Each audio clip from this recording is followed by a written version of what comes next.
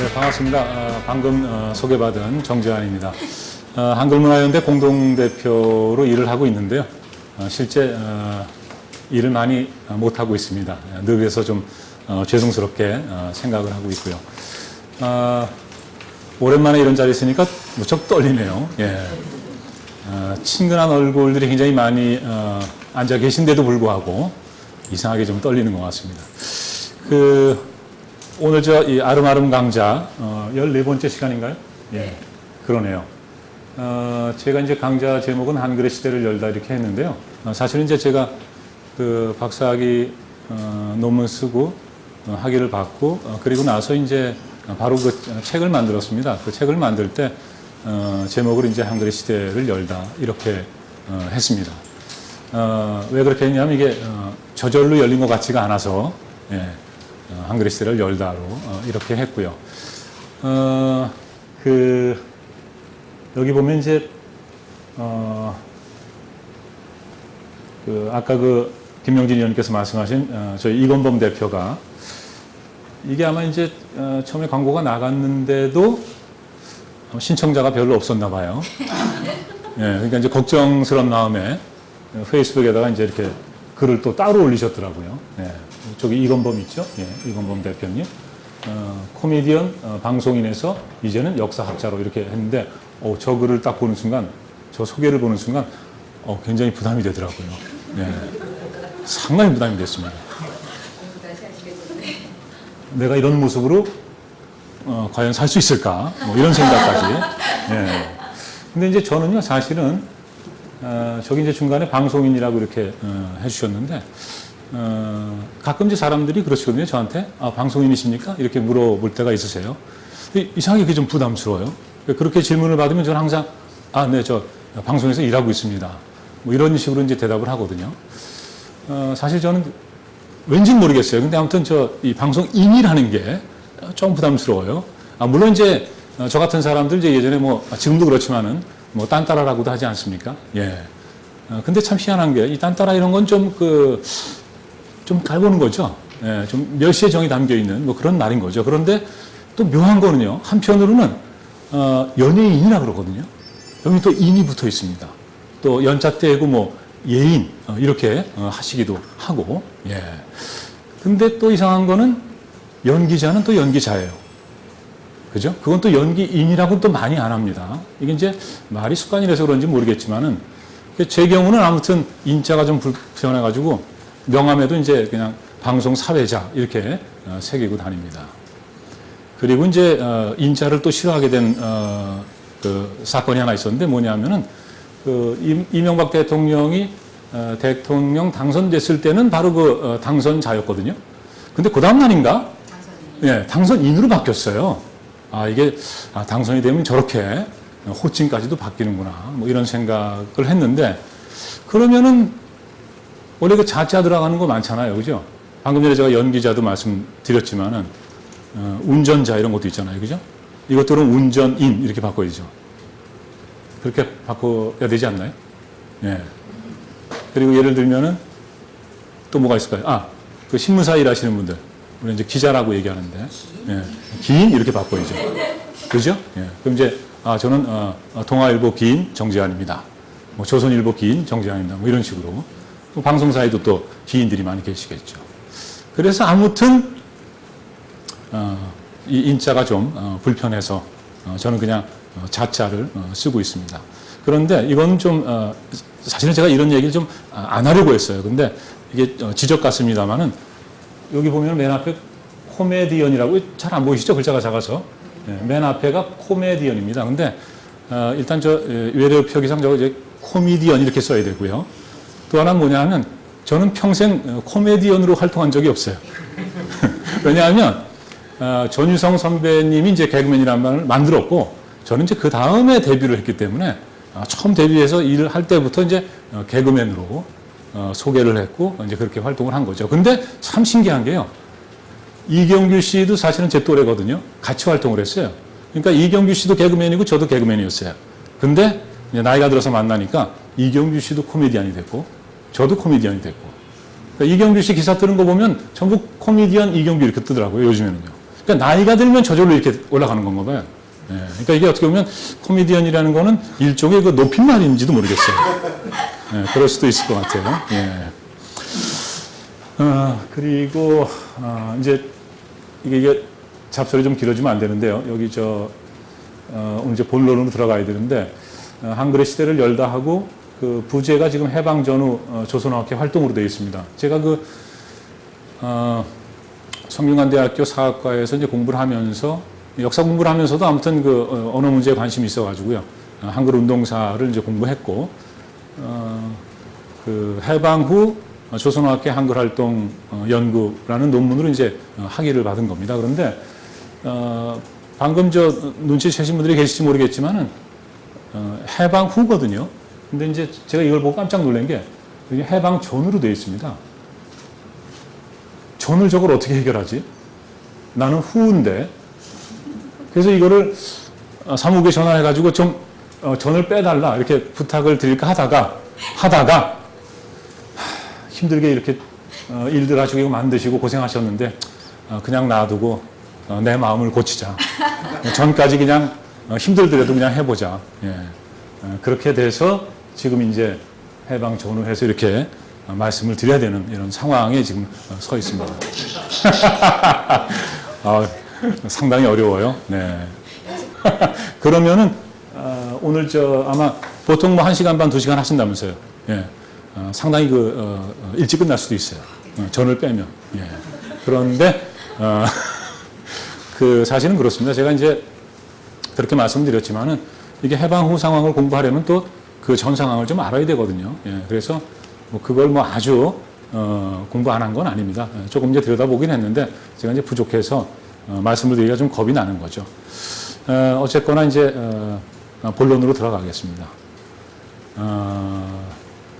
오늘 좀 바쁘시죠, 그죠? 바쁘신데도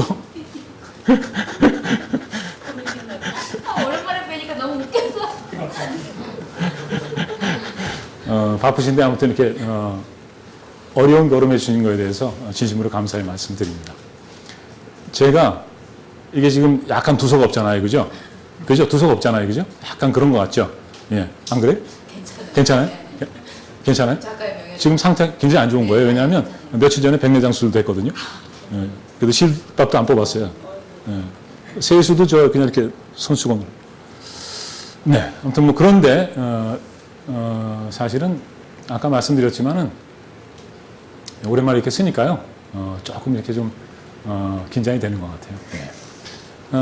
한글의 시대를 열다 해방 전후 조선어학회 활동 이제 해방 전부터 이제 시작을 해야 되겠죠. 일단 그 한글학회의 그 발돋움을 간단하게 말씀드리겠습니다. 해방 전 한글의 시대를 준비하다 이렇게 말씀드렸는데 그 일제강점기라는 거는 이제 우리 역사의 암흑기거든요.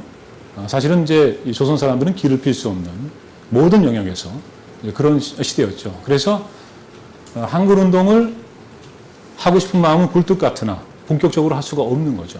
그래서 이제 준비를 하고 계셨습니다. 근데 저는 이 준비를 하고 계셨다는 게 대단히 중요한 일이라고 저는 생각을 합니다. 왜냐하면 준비 안 한 사람들 많거든요. 예. 준비 안 하고 오히려 엉뚱한 짓 하는 사람들도 많거든요. 예. 조선어학회는 1908년에 이제 주식경 선생님을 중심으로 해서 이제 국어연구학회라는 단체가 만들어졌는데 그 단체가 이제 이 조선어학회 모체가 됩니다. 그리고 1911년 9월 3일 배달 말금으로 이제 이름이 바뀌는데요. 이건 이제 이름이 바뀌는데 사연이 있겠죠, 그죠? 이름 바꿀 때 사연이 있잖아요, 그죠? 사람도 이름 바꿀 때 사연이 있잖아요, 그죠? 이 이름 갖고는 뭐 출세를 못 한다든가 뭐 그런 거 있지 않습니까? 그래서 장명소 가서 돈 주고 이름을 짓기도 하고. 근데 이제 1910년에 그 일제 병합이 됐기 때문에 이 국어라는 말을 이제 쓸 수 없는 상황이 된 거죠. 네. 왜냐하면 이제 일본어가 국어가 됐고 이제 우리의 국어는 이제 일본의 식민지인 조선 지역의 조선어가 된 거죠. 네. 그래서 아마 이렇게 이제 이름을 바꾸신 건데 실제 이제 배달 말글 모듬으로 되어 있습니다만은 그 조선 언문회라고 이제 또 한자로 된 이름도 같이 갖고 있었고 총독부에는 이제 그렇게 신청을 한 걸로 알고 있습니다. 그러다가 이제 1913년에 한글 모로 이름을 다시 바꾸죠. 그러니까 이 배달 말글에서 한글모로 바뀝니다. 예. 그러니까 한글이 어떻게 보면 요 시기에 이제 등장했다, 뭐 이런 느낌이 좀 있죠. 그건 나중에 좀 말씀드리겠습니다. 1921년에는 다시 이제 조선어 연구회로 이름이 바뀌고 한 차례 더 바뀝니다. 1931년에 이제 조선어학회. 이때는 왜 이름을 바꿨냐 하면은, 일본 사람이, 자기네 일본 사람들한테 조선어를 가르치기 위해서. 그러니까 그 식민지배라는 것도 하려면 좀 필요할 거 아니에요? 예, 그 조선어를 좀 할 줄 아는 사람이 자기네도 필요하니까. 그래서 뭘 만들었는데 그 단체가, 이 조선어 연구회였다 그래요. 이름이 똑같아서 여러 가지 좀 불편함이 있었다고 합니다. 그래서 이제, 조선어 학회로 이름을 바꾼 거고. 한 번 더 바뀌네요. 그죠? 1949년에. 이때 이제 한글 학회로 바뀌는데, 이거는 이제 또, 우리가 해방 이후에 분단이 됐고, 전쟁을 치르기 전입니다만은, 양쪽에 이제 이 대한민국 정부가 쓰고, 저쪽은 이제 조선민주주의인민공화국이 쓰고, 뭐 이런 상황에서 이 조선이란 말이 좀 불편했다 그래요. 네, 그래서 또 한 차례 이름을 바꾼 걸로 알고 있습니다. 근데 이 사실 이 한글학회, 조선어학회 얘기하려면 이 주시경 선생님 얘기를 안 할 수가 없어요. 그러니까 주시경 선생님은 이제 1876년에 이제 태어나신 걸로 돼 있는데요. 그러니까 이제 개화사상가 가운데 한 분이고, 뭐 우리 민족의 선각자 가운데 한 분이다 이렇게 말씀을 드릴 수도 있을 거예요. 요즘식으로 표현하면 이제 신지식인 뭐 이렇게 얘기할 수도 있을 겁니다. 그러니까 어렸을 때는 서당 교육을 받으셨는데 나중에 이제 배제학당에 들어가셔서 이제 신학문을 공부하신 거죠. 그러면서 이제 국문의 중요성, 이제 한글의 중요성 이걸 발견하셨다고 하는데, 어렸을 때 그 서당에서 공부하실 때 그 재미있는 에피소드가 하나 있어요. 뭐냐면 저도 중학교 때 천자문 공부했던 기억이 있거든요. 여러분도 공부하시지 않았나요? 천자문? 하늘천 따지 뭐 거무련 누르왕. 여기서 끝나는 거죠, 되게. 그죠? 천자문 책 한 권 사다가 이렇게 보다가 여기서 되게 끝나요. 지부, 집주까지 나가는 친구들도 있어요. 근데 되게 이렇게 끝나는데, 한자 공부 굉장히 어렵죠. 근데 어쨌건 간에 제가 말씀드리고 싶은 건 뭐냐면은, 이거 힘들다, 어렵다. 대개는 이제 그로 끝나는 거거든요. 근데 이제 주시경 선생님은 그 서당에서 공부를 하시면서 어떤 생각을 하셨냐면, 예를 들면, 이 글이라는 거는 말을 그냥 적으면 되는데, 그러면 하늘이라고 그냥 적으면 되는데, 그걸 왜 천으로 적어야 되지? 왜 또 지로 적어야 되지? 이런 식으로 의문을 품으셨다는 거예요. 그래서, 그냥 우리 말은 그냥 우리 글자로 이미 훈민정음 창제되어 있고, 써오던 글자가 있으니까 이렇게 하면 되는구나. 이런 생각을 하고 이제 그때부터 본격적으로 이제 국문 연구, 한글 연구, 이런 데 이제 뛰어들게 되신 걸로 알고 있습니다. 독립신문 이제 창간될 때, 서재필 선생하고 같이, 사실 두 분이 굉장히 중요한 역할을 하신 거죠. 최초의 이제 한글 전용 신문을 만드셨고, 그리고 이제 띄어쓰기를 한 것도 주시경 선생님입니다. 예. 독립신문 창간호에 보면 이제, 우리 신문은 이제 글을 띄어쓴다. 뭐 이런 내용도 나와요. 예. 그러니까, 읽고 이해하기 쉽게끔, 띄어쓴다. 뭐 이런 말씀을 하시는 거죠. 아무튼, 뭐라 그럴까요? 이게 뭔가 이 역사의 어떤 발자국을 남기시는 분들은 뭐 조금 남다르신 데가 있는 것 같아요. 예. 똑같이, 한자도 공부도 해보고, 천자문 공부도 해보고 그랬는데, 우리는 그런 생각 안 했는데, 주시경 선생은 이제 그런 생각을 하신 거죠. 그리고 이제, 일제 이제 식민지가 된 그런 상태에서, 어쨌든 이제, 조선어학회, 한글학회는 이제, 활동을 했죠. 근데 이 시기에 한 활동 가운데 정말 중요하게 생각하는 게 바로 저는 바로 이 사전 편찬입니다. 이거는 뭐 우리 박영규 박사님께서 또 이제 이국노 선생 연구하시면서 많이 이제 말씀하시고 강조하신 건데, 그러니까 이때까지, 그러니까 1929년으로 돼 있죠. 이때까지 우리 조선어 사전이 없는 거예요. 제대로 된 사전이. 근데 이제 문명 국가들은 보니까 대개 사전을 갖고 있는 거거든요. 그래서 우리가 역사도 길고 문화민족의 자부심을 갖고 있고 말과 글이 있고, 그런데 사전이 없다는 거, 이걸 이제 굉장히 좀 안타깝게 부끄럽게 생각을 하신 것 같아요. 그래서 조선어학회 회원들, 특히 이제 이국노 선생께서 유학을 마치고 돌아오셔서 아마 조선학교에 들어가시고 그리고 이제 불을 지피신 걸로 저는 생각이 됩니다. 그래서 이제 그동안에는 어떻게 보면 이제 국어를 연구하는, 한글을 연구하는 학자들, 그래서 어문을 연구하고 정리하고 통일하고 뭐 이런 작업들을 열심히 하고 계셨는지도 모르겠어요. 그랬는데 이제 이국노 선생이 합세하면서 이런 그 민족적인 대사업을 이제 진행하게 되는 거죠. 그래서 이제 사전편찬위원회를 조직했고, 근데 이제 사전을 만들려고 보니까 이게 이제 말이 좀 정리가 돼야 되는 거예요. 예. 뭐 낱말 올리고 여기 뜻을 설명해야 되고 뭐 이러다 보니까 뭐 어떤 낱말을 그러면 여기다 올릴 것이냐 이런 어떤 표준어의 문제도 생기는 거고, 또 이게 문법도 아직 성숙하지 않고 체계가 안 잡혀 있고 이제 이러다 보니까 맞춤법 통일안을 만들고 그리고 표준말 사정, 예, 표준말 사정을 하고 또 이제 외래어 표기법 통일안까지 만들게 되는 거죠. 이렇게 해서 1940년에 이제 이 일들이 끝이 납니다. 그리고 이제 실은 그 1940년에 그 총독부 도서과에다가 이제 사전 출판 그 허가 신청을 해가지고 그 허가를 받았다 그럽니다. 그랬는데 1942년 말에 이제 조선학회 사건이 발생을 한 거죠. 근데 이 조선학회 사건은 사실은 그동안은 사실은 그냥 이 조선학회는 학술단체였기 때문에 일제가 크게 뭐 탄압을 하거나 그러진 않았거든요. 근데 이제 이 시기에 와서 갑자기 이제 탄압을 해야 되는 이제 그런 국면이 됐다고 볼 수가 있습니다. 왜냐하면 일제는 이제 처음부터 뭐 동아 정책을 폈습니다. 뭐 일시 동인이니 뭐 이렇게 해서 조선 사람을 이제 일본 사람으로 만들려고 뭐 그런 정책들을 많이 피면서도 그러면서도 또 사실은 차별 정책을 폈고 이 조선의 어떤 그 민족 정신을 가진 사람들, 독립운동가들 이런 사람들 탄압을 하고 그랬죠. 근데 이제 40년이 넘어가면은 일제는 이제 그때 중일 전쟁도 이미 발발했었고 이제 전시동원 체제가 됐습니다. 그러면서 이제 이 동아의 박차를 가하고 38년인가 아무튼 한국시민이나 이런 게 나오죠. 이제 완전히 한국시민으로 만들어서 전쟁터에 동원하려는 이제 그런 정책을 이제 펴는 거죠.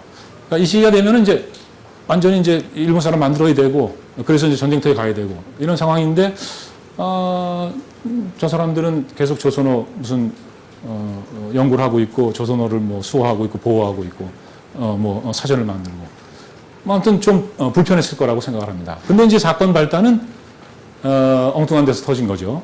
그 함흥에 그 옆에 이제 홍원역이라는 데가 있는 것 같은데 거기에 어떤 청년이 국민복을 입지 않았다 그래요.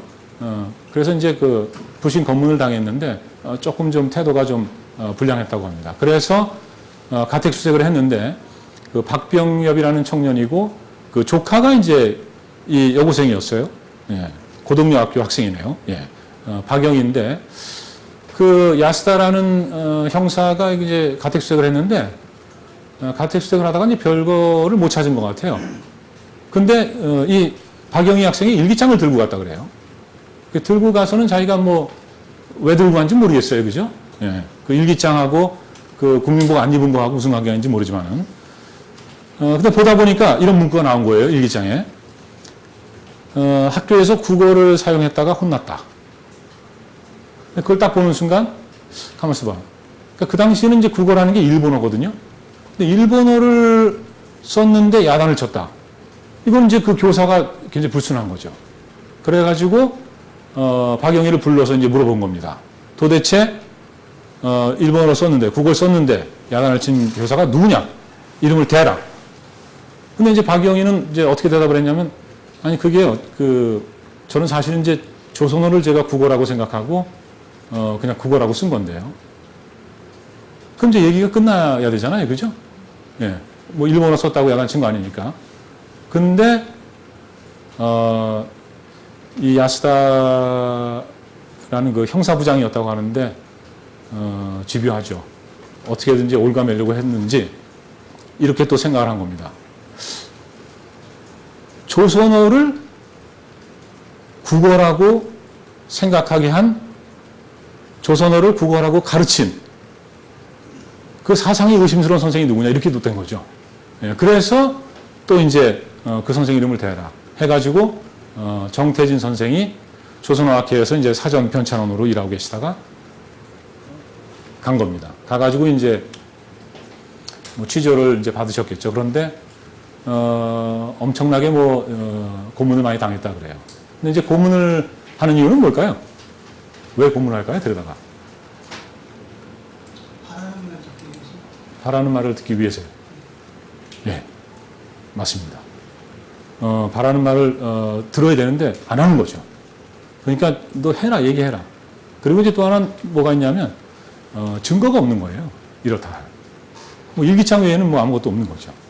예, 그러니까 이제 고문을 해가지고 사실은 이제 정태진 선생이 우리는 사실은 이제 이 국어연구 뭐 학술단체를 가장한 사실은 그 비밀 독립운동단체다. 이런 식으로 이제 자백서를 썼다는 겁니다.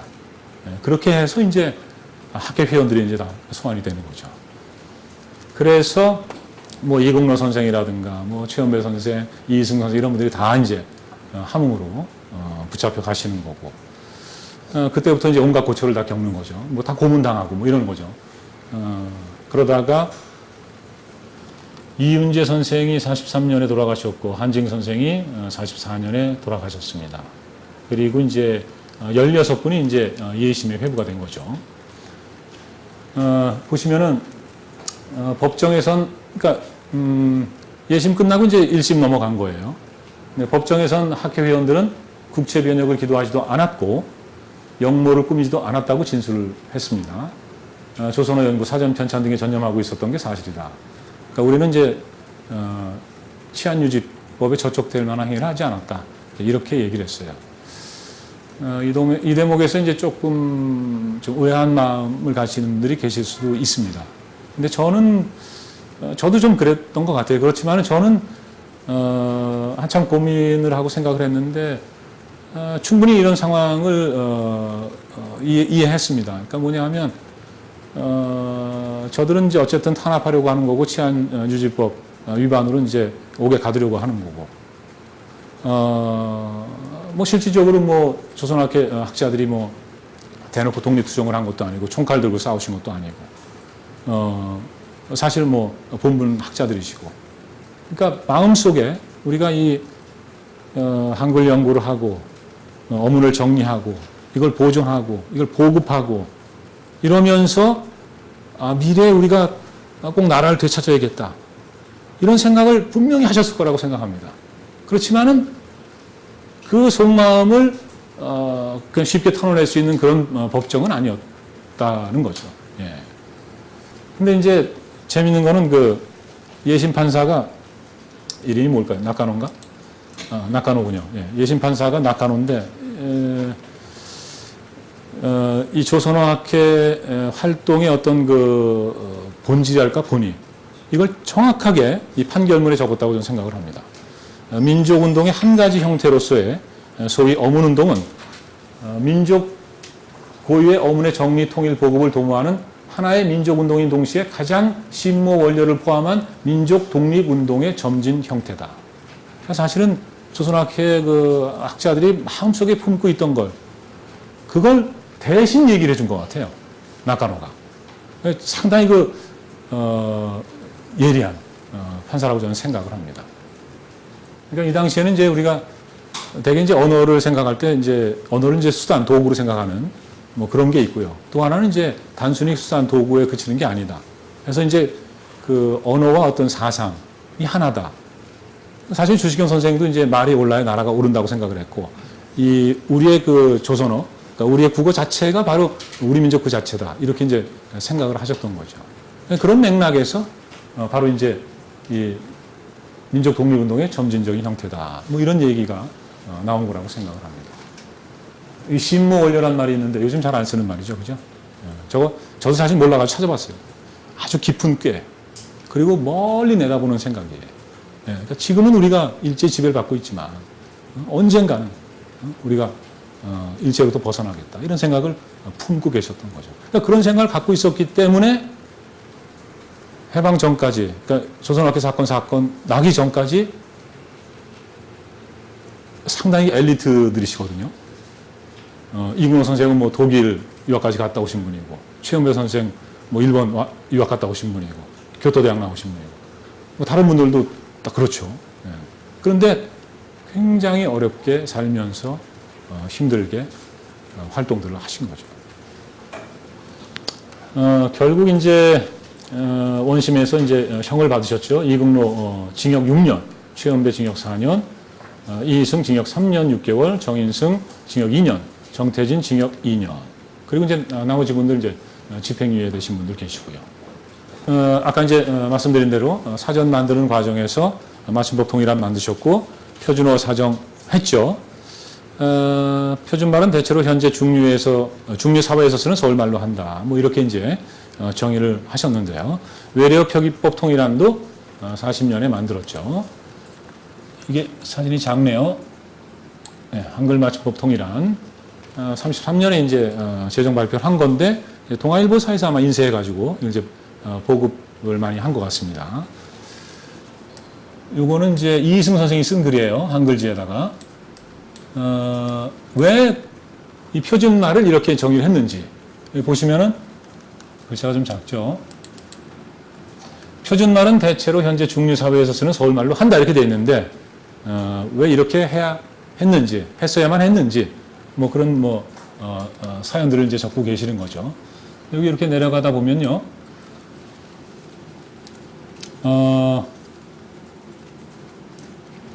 중부조선 이북에서 벼라하는 말을 남도 지방에서는 나락이라 하며 거의 전 조선에서 팥이라 부르는 말을 전남과 경남의 일부 지방에서는 포치라 부른다. 여우란 말을 지방에 따라서 여시, 여수, 여스, 여호, 역갱이, 예끼 등으로 말하며 무란 말을 무유, 무수, 무시, 무기, 무구 등으로 부른다. 어머니란 말을 어메, 어미, 애미, 어마이, 오메 등으로 발음한다. 굉장히 복잡한 거죠. 사전 만들 때 저 말을 다 올려야 되느냐, 어떤 거 하나만 뽑아야 되느냐, 이제 이런 고민이 있었던 거죠. 결국은 이제 서울이 이제 오래전부터 우리나라의 수도였고 또 사람도 많이 살고 뭐 그런 여러 가지 조건들을 이제 고려해서 이렇게 이제 정할 수밖에 없었던 걸로 생각을 합니다. 일제 강점기에 이제 아까도 말씀드렸지만은 사실은 후반으로 들어가면서 이제 변절한 사람들 많지 않습니까? 이제 친일파로 변신한 사람들. 이광수나 이제 최남선 이런 사람들이 아주 대표적이죠. 이광수는 이제 가야마 미스로인가요? 이름이? 뭐 그렇게 자기가 나서서 그냥 바로 창실했죠. 1940년인가. 창실형 나오자마자. 그리고 나중에 반민특위 잡혀 들어가가지고 뭐라고 변명을 했냐면은 자기는 조선은 영원히 일제로부터 독립할 수 없을 거라고 판단을 했기 때문에 우리 조선 사람이 사는 것은 그냥 일제에 동화돼서 살아야 된다. 그렇게 해서 살 길을 찾아야 된다. 그게 우리의 운명이다. 이렇게 생각을 해서 아무튼 친일을 했다고 얘기를 하죠. 친일을 했다는 표현을 직접 썼는지 모르겠습니다만은 그렇기 때문에 자기는 그런 행동을 했다. 뭐 이런 식으로 이제 얘기를 했다 그러죠. 그런데 조선어학회에 계신 분들은 아까도 말씀드렸지만은 이 민족어를 지키기 위해서 활동을 했고, 근데 이게 제가 또 이제 중요하게 생각하는 거는요. 45년에 해방이 되지 않았습니까? 해방이 되면 이제 일제는 물러갔어요.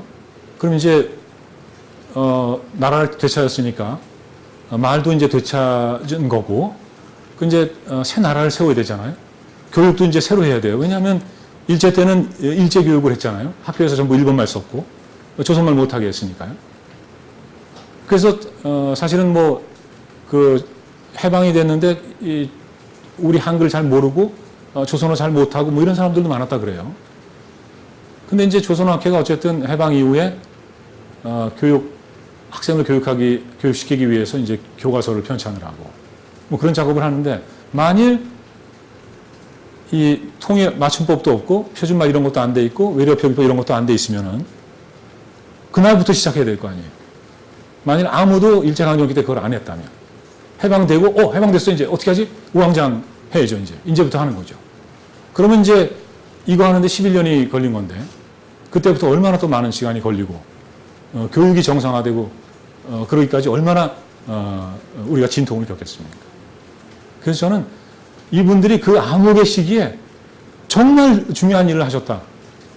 그렇게 생각을 하는 거예요. 그래서 이제 본격적으로 이제 해방이 되고 이제 한글의 시대를 이제 여시는 거죠. 그래서 이제 뭐 여러 가지 활동을 많이 하셨는데 오늘 그 가운데서 교육 활동하고 우리말 도로 찾기 하고 그리고 큰 사전 편찬만 간단하게 말씀을 드리겠습니다. 조선학회는 9월 2일 이금로 최연배. 근데 이분들이 정말 대단하신 게 아마 그 함흥에서 이제 해방이 되고 그 다음 날인가 17일인가 아무튼 그 탈옥이 아니고 추록이죠. 석방이 되신 건데 그리고 바로 이제 기차를 또 바로 못 타요. 뭐 그래가지고 굉장히 어려움을 겪으시다가 아무튼 18일 날 밤엔가 뭐 아무튼 들어오신 걸로 돼 있어요. 경성에 서울이죠. 그런데 그 다음 날인가 바로들 다들 만나가지고 이 조선학회 재건 사업을 해요. 근데 3년 가까이 옥고를 치렀는데 어떤 사람은 여행 며칠 갔다 와가지고 알아눕지 않습니까? 근데 이분들은 3년씩이나 옥고를 치르면서 고문을 당하고 말이죠. 두 분 돌아가시고. 근데 최소한 인간의 상식으로 생각할 때 한 며칠을 주셔야 될 것 같은데 바로 학회 재건 사업을 합니다. 대단한 분들이라고 생각해요. 어디에서 그런 그 힘이 나오셨을까? 학회를 재건하고 그리고 바로 우리가 교과서를 만들어야 된다. 9월 2일에 이제 교재편찬위원회를 조직을 하는 거죠. 그래서 초등학교 우리말 입문, 뭐 초등학교용 뭐 이런 책을 만들기로 결정을 하신 거예요. 이거는 이제 국어교본 편찬위원들입니다. 당시 여기에 이제 교과서 편찬하는데 참여하셨던 분들인데 이쪽에 계신 분들이 조선학회 소속이고요. 이쪽에 계신 분들이 이제 외부에 계신 분들이에요. 왜냐하면 이제 학회 분들만 갖고는 이제 좀 손이 모자랐겠죠. 그래서 이제 외부로 도움을 청하신 거겠죠. 전문가들을 모셔서 같이 이제 교과서를 만드는 거죠. 근데 굉장히 그 주도적인 역할 또 핵심적인 역할은 조선학회 회원들께서 하셨다. 이렇게 생각하시면 될 것 같습니다. 그렇게 해서 이제 교과서를 만들죠. 제일 먼저 나온 교과서가 이제 이 한글 첫걸음입니다. 1945년 11월 6일에 나왔고 초등국어 교본 나왔고 뭐 이렇게 쭉 나옵니다. 이쪽에 보시면은 초등 공민도 있어요. 이제 도덕 교과서 같은 거죠. 예. 조선학회에서 이제 국어 교과서만 만든 게 아니고 뭐 이런 것도 이제 만드셨어요. 예. 그래서 이제 이런 책들로 그 해방된 그 조선의 학생들이 학교에서 이제 공부를 할 수가 있었던 거죠. 한글 첫걸음은 이제 우리나라 최초의 가로쓰기 교과서입니다.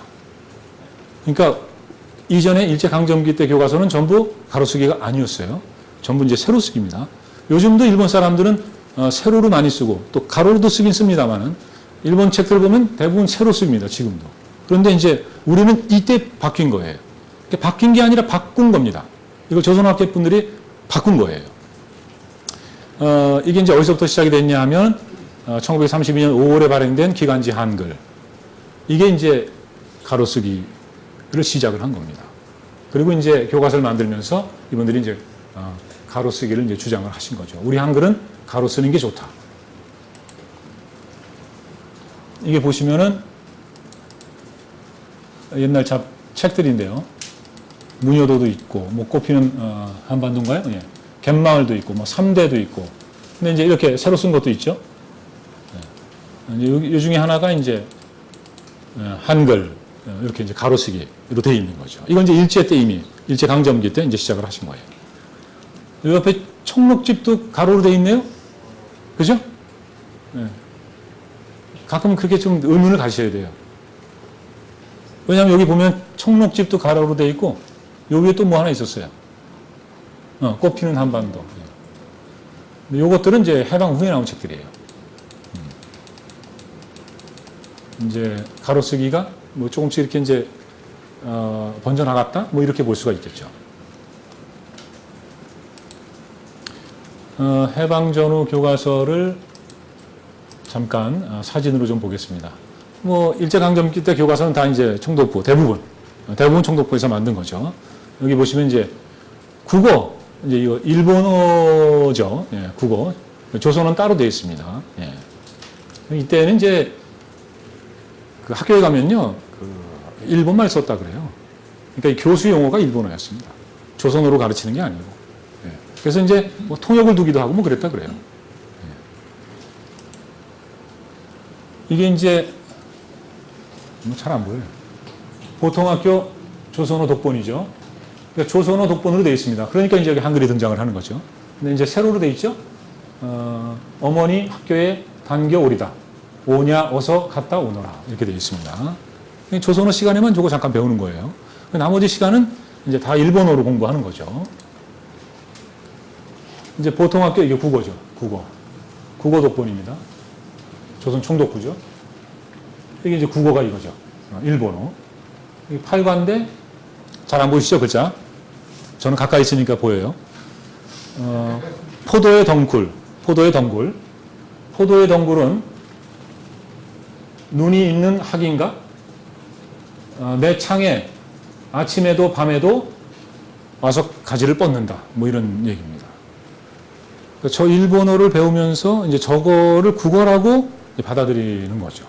그러면서 이 조선의 아이들이 일본의 이제 식민으로 이렇게 커나가는 겁니다.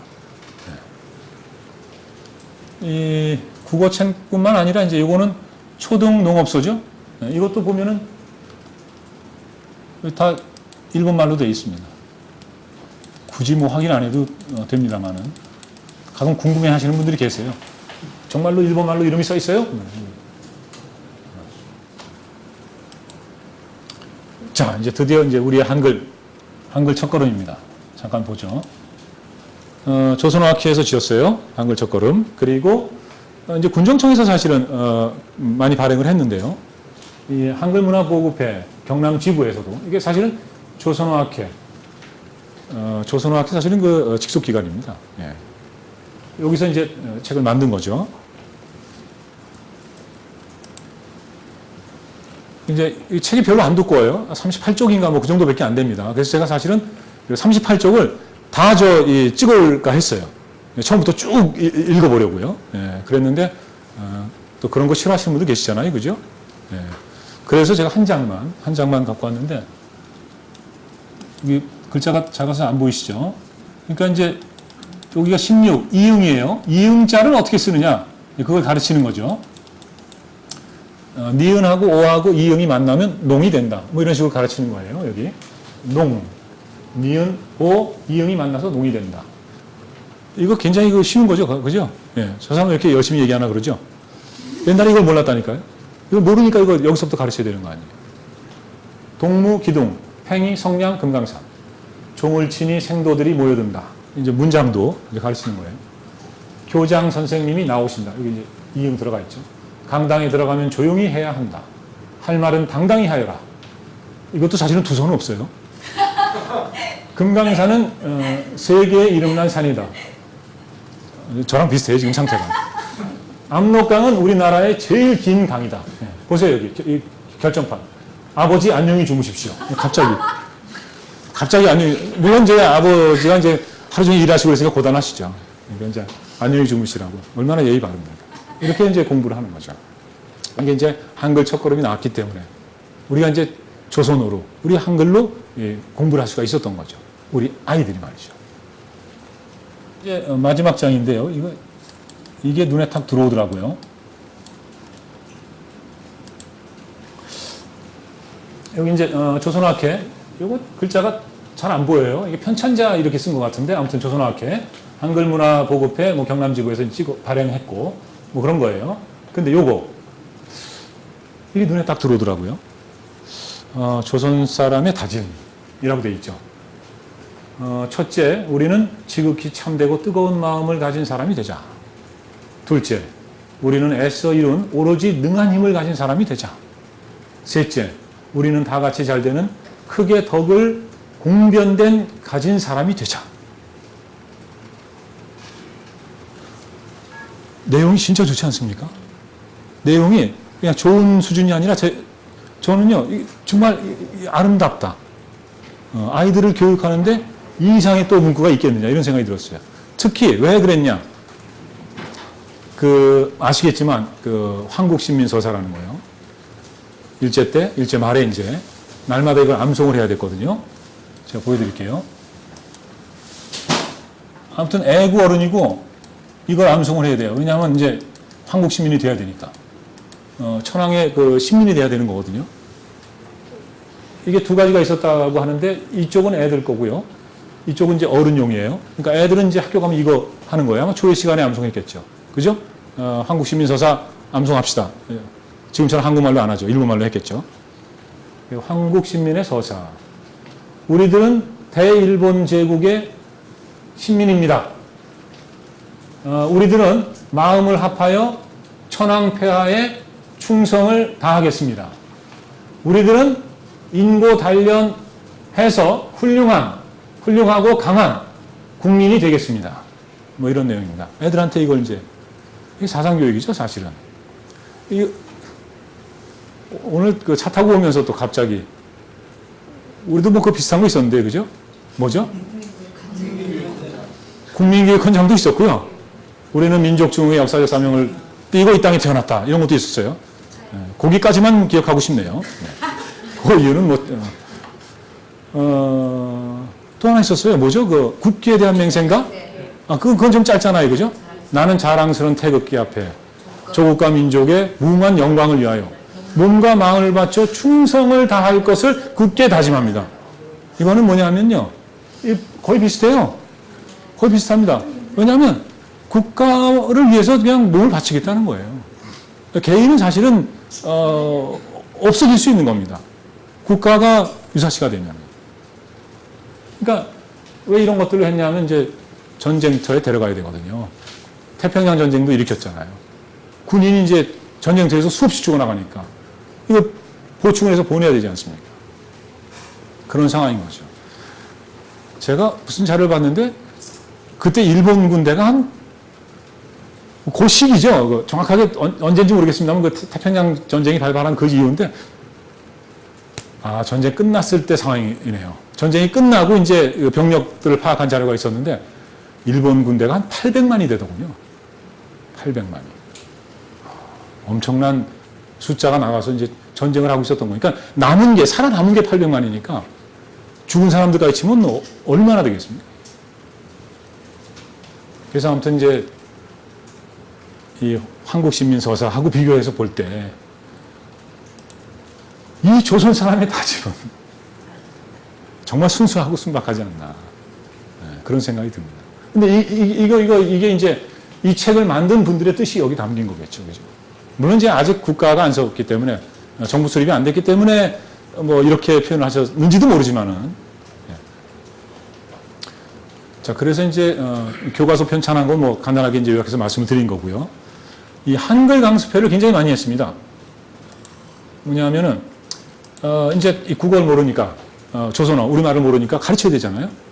이제 한글 강습회를 조선학교에서 많이 열고 또 뭐 지역에서 자발적으로도 많이 했다 그래요. 뭐 강사를 초빙하기도 하고. 근데 이제 조선학교에서 한 한글 강습회는 대략 세 가지로 얘기를 할 수가 있습니다.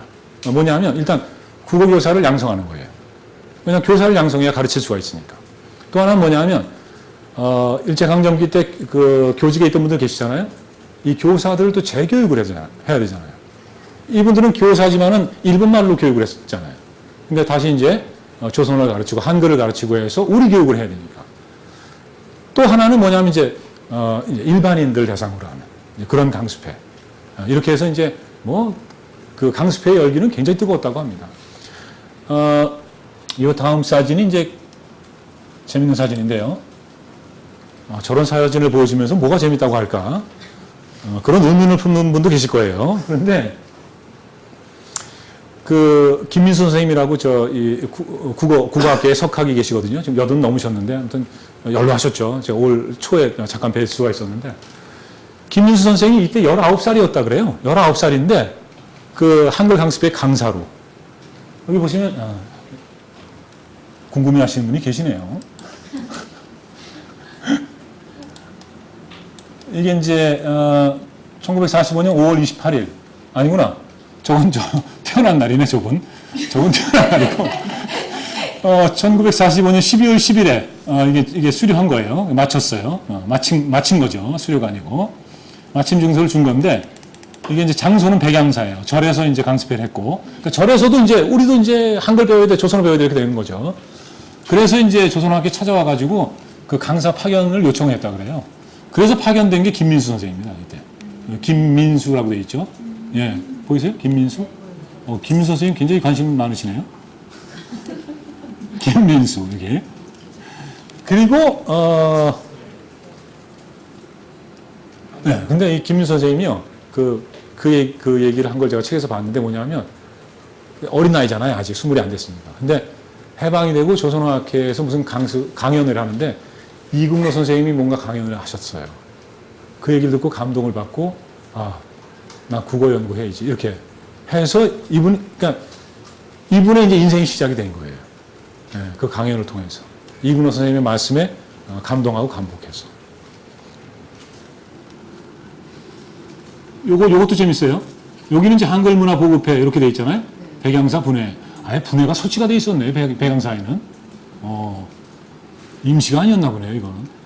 요건 뭐 같았어요? 더 키워요? 야, 이상하게 요 사진을 궁금해하시는 분들이 계시네. 별거 아닌데. 요거. 그거 뭐 같았어요? 도장인데. 김민수인데 왜 저렇게 썼을까요? 가로쓰기. 예, 뭐 가로쓰기라고도 하고 뭐 가로 풀어쓰기라고도 하고 뭐 풀어쓰기라고도 하고 뭐 그것도 막 복잡해요. 예. 근데 아무튼 도장을 팔 때 이 가로쓰기 도장을 파셨다는 거.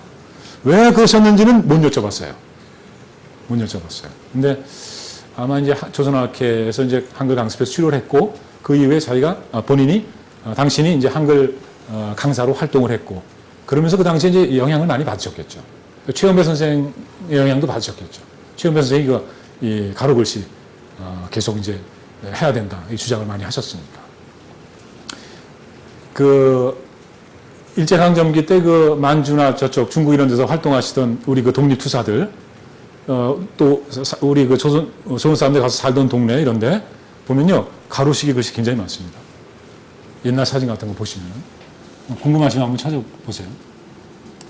안 찾아보실 것 같아? 별로 안 궁금해하시는 것 같아. 네, 그래서 이제 강습회 얘기했죠 지금. 그래서 아무튼 그 강습회 때 한글도 가르치고 맞춤법도 가르치고 결국 이제 국어를 가르치는 거죠. 그렇게 해서 사람들에게 지식도 주고 기술도 주고 먹고 살 수 있는 어떻게 보면 그 먹고 살 수 있는 어떤 방도를 주는 거죠 사실. 우리말 도로찾기는 이제 그 해방이 됐어요. 조선어는 이제 사실은 빼앗겼던 조선어죠. 그런데 이제 다시 찾았죠. 찾게 된 거죠. 그러니까 이제 사실은 이제 조선의 해방, 이건 이제 조선어의 해방 이렇게도 얘기를 할 수가 있어요. 그런데 실제 상황은 어땠냐면은 거리 곳곳에서 일본어가 들려요. 왜냐? 이게 하루아침에 떨어지겠어요? 왜냐하면 그 전날까지 일본말 했는데 해방됐다고 해서 하루아침에 이게 떨어지겠냐고요. 그러니까 길거리에 가면은 김상, 이상 어디가 이런 식으로 만났다 헤어질 때는 우리는 이제 오늘 반가웠습니다. 조심히 들어가십시오. 이렇게 하잖아요. 안녕히 가세요. 뭐 이렇게 하거나 딴 데서 하지 마세요. 뭐 이렇게 하거나 그런데 사케 시레이시마스 뭐 이렇게 그렇게 일본말로 인사하는 사람들이 여전히 있었다고 합니다. 그 전화국에 전화를 하면은요 모시모시 그런데요. 모시모시. 그리고 남방에 몇 번입니까가 아니고 남방에 이런 식으로 여전히 그런 상황이 계속되고 있었던 거예요. 이 사건은 이제 아주 그 상징적인 사건인데 1945년 10월 17일이죠. 경성부 주류조합 결성식에서 경찰부의 문영식 경제과장. 근데 이 사람은 보세요 여기 일본말로 훈시를 하는 사건이 발생했다. 이를 듣고 있던 기자 한 사람이 국어를 사용하라고 충고했으나 오히려 무는 나는 종래 20년간 일본 경시청에 있었기 때문에 조선말이 서툴다. 아무 말로 말하나 의사소통만 하면 그만 아니냐. 그러니까 20년 동안 사실은 일본 경찰로 공부한 거예요. 근데 해방 직후에는 저 사람들이 숨었다 그러거든요. 불안하잖아요. 세상이 바뀌었는데. 내가 일제 때 일제 주고 일제 압착이 뭐 심부름꾼 뭐 비슷하게 아무튼 했는데, 근데 미군 정 들어오면서 사실은 관료들, 그러니까 이제 지금으로 치면 이제 뭐 공무원들이겠죠. 또 이 경찰들 다 복귀시켰거든요. 다 복귀시켰습니다. 그게 또 문제가 컸죠, 사실은. 왜냐하면 아니 해방이 됐는데 여전히 일제 때 이 독립 투사 때려잡던 저놈이 또 우리를 잡네? 이렇게 된 거죠. 그런 상황이 있었던 거죠. 근데 참 이런 말씀 드렸을지 모르겠습니다만은 이 문영식 경제과장 신문에 난 기사거든요. 요 다음 날 잘렸다고 합니다. 요 다음 날. 1943년 조선인 가운데 일본어 구사자가 22.15%예요. 이게 그러니까 이 문영식 이 사람은 이 22.15%에서도 1%에 속하는 거죠. 20년 동안 일경에 있었으니까. 이게 그러니까 높은 거 같으세요? 낮은 거 같으세요? 높아요? 1910년부터 시작해가지고 35년 동안 일본 말을 막 강요했잖아요. 일제 말에는 이제 조선말 못 쓰게 하고 학교에서도. 가정하고 직장에서도 이제 일어상용 이런 정책을 펴고 뭐 그랬거든요. 근데 또 뭐 어떤 분은 의외로 높지 않다고 얘기하는 분도 계세요. 그렇게 열심히 가르쳤는데 저거밖에 안 되냐. 그런 얘기도 하세요. 예.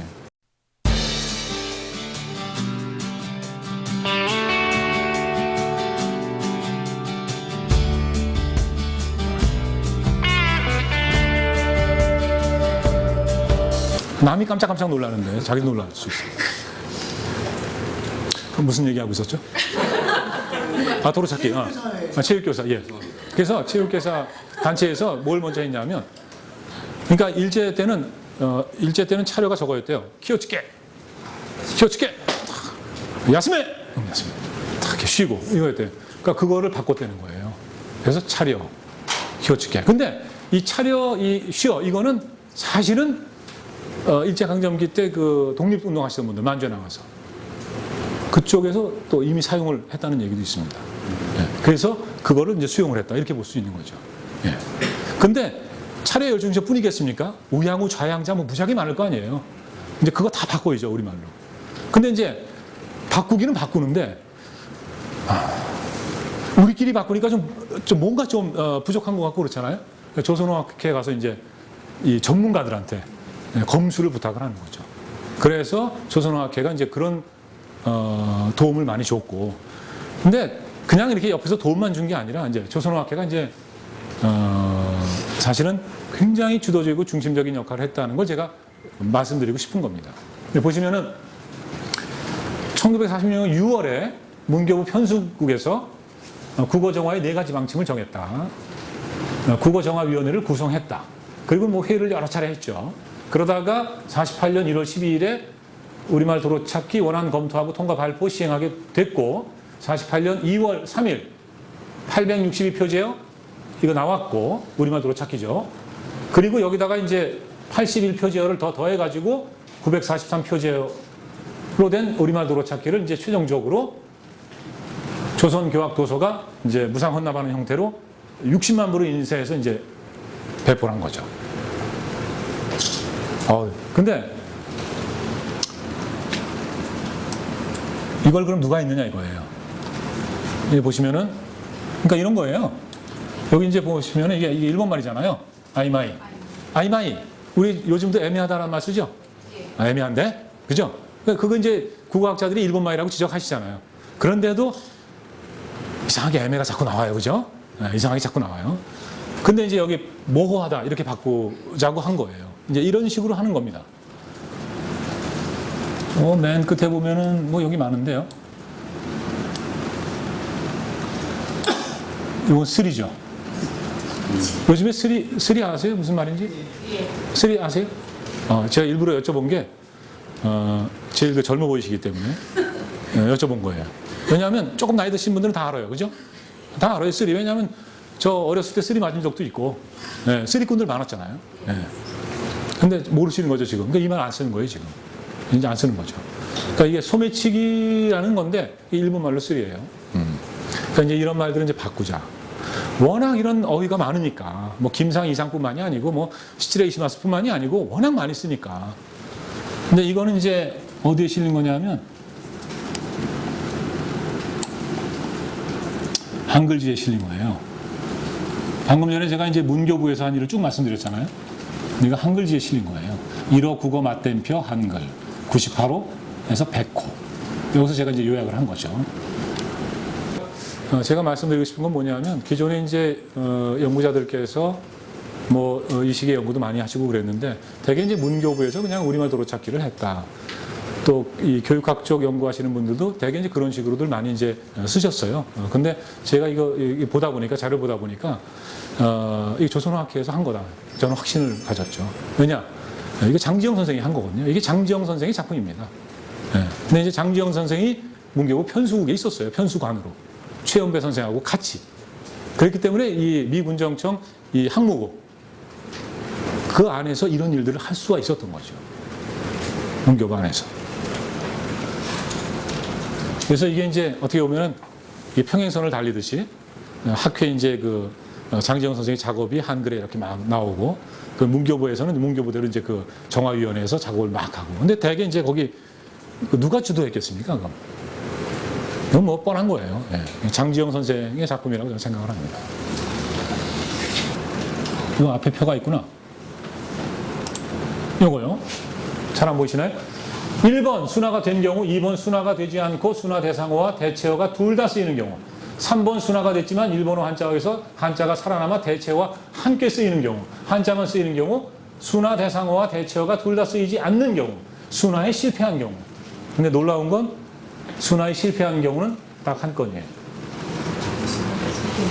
그러니까 시간이 걸렸겠지만 지금의 시점에서 보면 제가 볼 때는 딱 한 건이에요. 딱 한 건이니까 궁금하지 않아요? 저거 뭘까? 뭐가 순화가 안 됐을까? 808어휘가 순화가 됐다. 이건 뭐 궁금하지도 않아요. 그죠? 너무 많어. 들어도 뭐 다 잊어버려요. 나중에. 그죠? 예. 근데 이거 제가 사실은 이거 제가 그냥 그 우리말 도로찾기 책자 물론 이제 그 당시에 나왔던 원본이 아니죠. 나중에 자료를 보고 몇 날 며칠 그걸 이거 제가 이렇게 세고 뭐 어쩌고 저쩌고 이거 바뀌었구나 안 바뀌었구나 뭐 이걸 했어요 혼자. 몇 날 며칠 걸는지 모르겠어요. 아무튼 뭐 그런 사연이 있어요. 근데 보시면은 이른 순화가 된 경우다. 순화 대상어 아이카와라즈예요. 변함없이 이런 말입니다. 대체어로 제시된 한결같이 여전히. 지금 한결같이란 말 쓰잖아요. 그죠? 이거 됐다는 거예요. 순화가. 여전이란 말도 쓰잖아요. 그죠? 변함없이. 됐다는 겁니다. 근데 물론 여기에는 제시된 대체어로 순화되지 않고 다른 말로 바뀐 사례가 다수 있다. 예를 들면 하리아이. 이거는 이제 보람, 할맛 이렇게 바꿉시다. 이렇게 한 거예요. 서로 버팀 이렇게 바꿉시다 했는데 그렇게 안 바뀌고 대립, 경쟁 이렇게 바뀌었어요. 우리가 지금 대립, 경쟁 이런 말 쓰잖아요. 그죠? 뭐 그런 얘기입니다. 여기 뭐 스리가라스 이거는 뽀얀 유리. 이거 뭐야? 뽀얀 유리. 이거 케부르카는 소리개차 이렇게 소리개차로 바꾸자 그랬어요. 케부르카를. 그랬는데 대체어로 제시가 됐지만 각각 간유리와 케이블카로 바뀌었다. 케부르카 일본식 영어에서 좀 본토에 가까운 영어 쪽으로 케이블카 이렇게 바꾼 거예요. 이는 순화가 되지 않고 순화 대상어와 대체어가 둘 다 쓰이는 경우 아싸리 대표적이죠. 그죠? 산뜻이 깨끗이 지금 쓰고 있죠. 그죠? 근데 아싸리도 쓰잖아요. 아싸리 안 쓰죠? 방송국에서. 방송국에 안 쓰지. 뭐 그런 거예요. 뭐 스시, 초밥 같이 쓰잖아요. 지금도. 예. 뭐 그런 얘기입니다. 3. 우리말로 순화가 됐지만 일본어 한자어에서 한자가 살아남았어요. 대체어와 함께 쓰이는 경우. 그러니까 이거 뭐냐면 가이슈츠 이게 외출인데요. 외출이죠. 대체어는 나들이였습니다. 나들이. 그러니까 나들이를 씁시다 이렇게 된 건데 결과는 이제 외출과 나들이 뭐 같이 쓰고 있는 그런 상황이죠. 예. 어쨌든 외출이 살아남았다는 거예요. 그 한자어에서. 일본어에서 그 일본어의 한자 낱말이 살아남았다는 거죠. 4는 대체어는 쓰이지 않고 일본 한자어에서 한자가 살아남은 경우. K9 이 경례거든요. 경례. 이거는 이제 터안 태안 이렇게 하자고 그런 거예요. 터 안이다. 그죠? 경내니까. 그런데 이거 안 쓰고 경내가 쓰이고 있다는 거죠. 뭐 그런 얘기입니다, 여기는. 예. 오는 수나 대상어와 대체어가 둘 다 쓰이지 않는 거. 둘 다 안 써요. 이게 뭐냐면 이제 코반쇼 이거 파출소일까요? 네. 코반쇼, 그러니까 순경막, 순경처 이렇게 쓰자 그런 거예요. 코반쇼라고 더 이상 하지 말고 이제 우리나라 찾았으니까 순경막으로 합시다. 순경처 이렇게 합시다. 이렇게 됐는데 둘 다 안 쓰이는 거죠. 이런 말 안 쓰잖아요, 지금. 자, 요거 6번. 얘입니다, 얘. 순화에 실패한 경우. 고츠, 양화가 대체어로 제시되었지만 일본어 발음에서 전성되어 구두로 쓰이고 있다. 그래서 제가 저거를 그래서 유일하게 그냥 하나 실패한 사례로 넣은 거예요. 근데 사실 양화란 말도 쓰긴 썼어요. 양화점. 근데 그거 참 신기해요. 저도 이걸 여기다 집어넣으면서 고민을 많이 했죠. 저거 넣어도 될까? 왜냐면 양화란 말, 양화점도 있는데. 근데 신기하게 양화점이랑 간판이 요즘에 거의 안 보이고, 예를 들면은 옷 사러 갈 때는 의상실에 뭐 옷 사러 간다? 뭐 이렇게도 얘기 안 해? 얘기 안 해? 양장점? 옷집에. 아무튼 뭐 하잖아요. 뭐 아무튼 볼펜 사러 갈 때는 문구점에 사러 간다고 얘기하고 뭐 이렇게 얘기하잖아요. 근데 너 어디 가니? 그럼 구두 사러 가. 양화점에 구두 사러 가. 이렇게는 얘기 안 해. 이상하게. 그래서 제가 이걸 유일하게 그냥 구치에서 넘어온 걸로 봐서 그냥 유일한 실패 사례를 넣었는데, 제가 말씀드리고 싶은 건 이겁니다. 시간 많이 걸렸을 거예요, 분명히. 많이 걸렸지만, 이걸 했기 때문에 이렇게 순화가 됐다는 거죠. 이런 걸 안 했으면은 잘 안 되고 시간도 더 걸렸겠죠. 근데 이거 사실은요, 이 우리말 도로찾기 장지영 선생, 뭐 최현배 선생님들이 이제 주축이 돼가지고 이걸 해야 된다. 우리 민족어 찾고 순우리말 써야 된다. 이거 해야 된다 했지만은, 아까 그런 거 있었잖아요. 뭐 있었죠? 그 순우리말. 태안, 터안 뭐 이런 거. 또 그거 있었고, 제가 생각나는 대로 말씀드릴게요. 이게 예를 들면 그런 거예요. 넘보라쌀이 뭔지 아세요? 넘보라쌀. 뭔지 모르세요? 넘보라쌀? 그러니까 어떤 말을 넘보라쌀로 바꾸자 그랬어요. 근데 넘보라쌀 웃긴다는 거죠. 아니 어떻게 그런 말을 바꿀 수가 있느냐. 안 된다. 근데 그게 뭐냐면 자외선입니다. 보라를 너무 잘. 예? 보라를 너무 새싹이라 뜻이죠. 뭐 그럴 거예요 아마. 그런 뜻이겠다. 근데 갑자기인데? 근데 봐요. 지름 반지름은 어때요? 지름 반지름은 사실은 원래는 직경 반경이었을 거 아니에요. 그죠? 그걸 지름 반지름 했는데 지금 다 그렇게 쓰고 있잖아요. 그죠? 그 넘보라쌀도 못 쓸 이유가 없다는 거예요, 제가 볼 때는. 근데 이제 그 당시에 이제 이승 선생은 조선학회 회원이었죠. 회원이었는데도 이 우리말 도로찾기에서 그러니까 순우리말을 쓰는 거.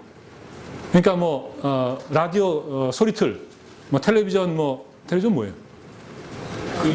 그림틀. 뭐 이렇게 하는 거 이런 거가 이 학자들이 해서는 안 될 일이라고 이제 얘기를 하면서 반대를 한 거죠. 예. 언어는 이 학자는 언어를 연구하는 거지 그런 그 언어를 만들고 이런 거 개입해서는 안 된다. 이런 얘기를 한 것 같아요. 그리고 이승용 선생도 마찬가지고 그런 분들도 반대를 많이 했어요. 근데 이제 그때 유명한 게 있죠.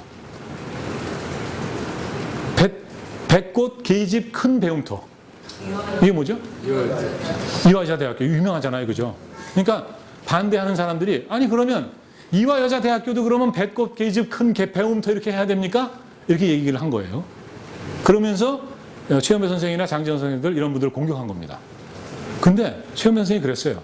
우리는 백꽃 계집 큰 배움터를 만들지 않았다. 한 번도 그 얘기를 해본 적이 없다 그랬어요. 그럼 누가 그거 만들었을까요? 제가 볼 때는 역공작이었을 수도 있어요. 네. 근데 이제 딱 한 가지만 더 말씀드릴게요. 최현배 선생님이 이런 말씀을 하셨어요. 아니, 당신들이 그 한자 낱말로 돼 있는 거, 써왔던 거 이런 거는 뭐 써야 된다, 쓰는 게 옳다 이렇게 얘기를 하는데 중국 사람들이, 일본 사람들이 그 이제 서양의 에어플레인이죠, 플레인.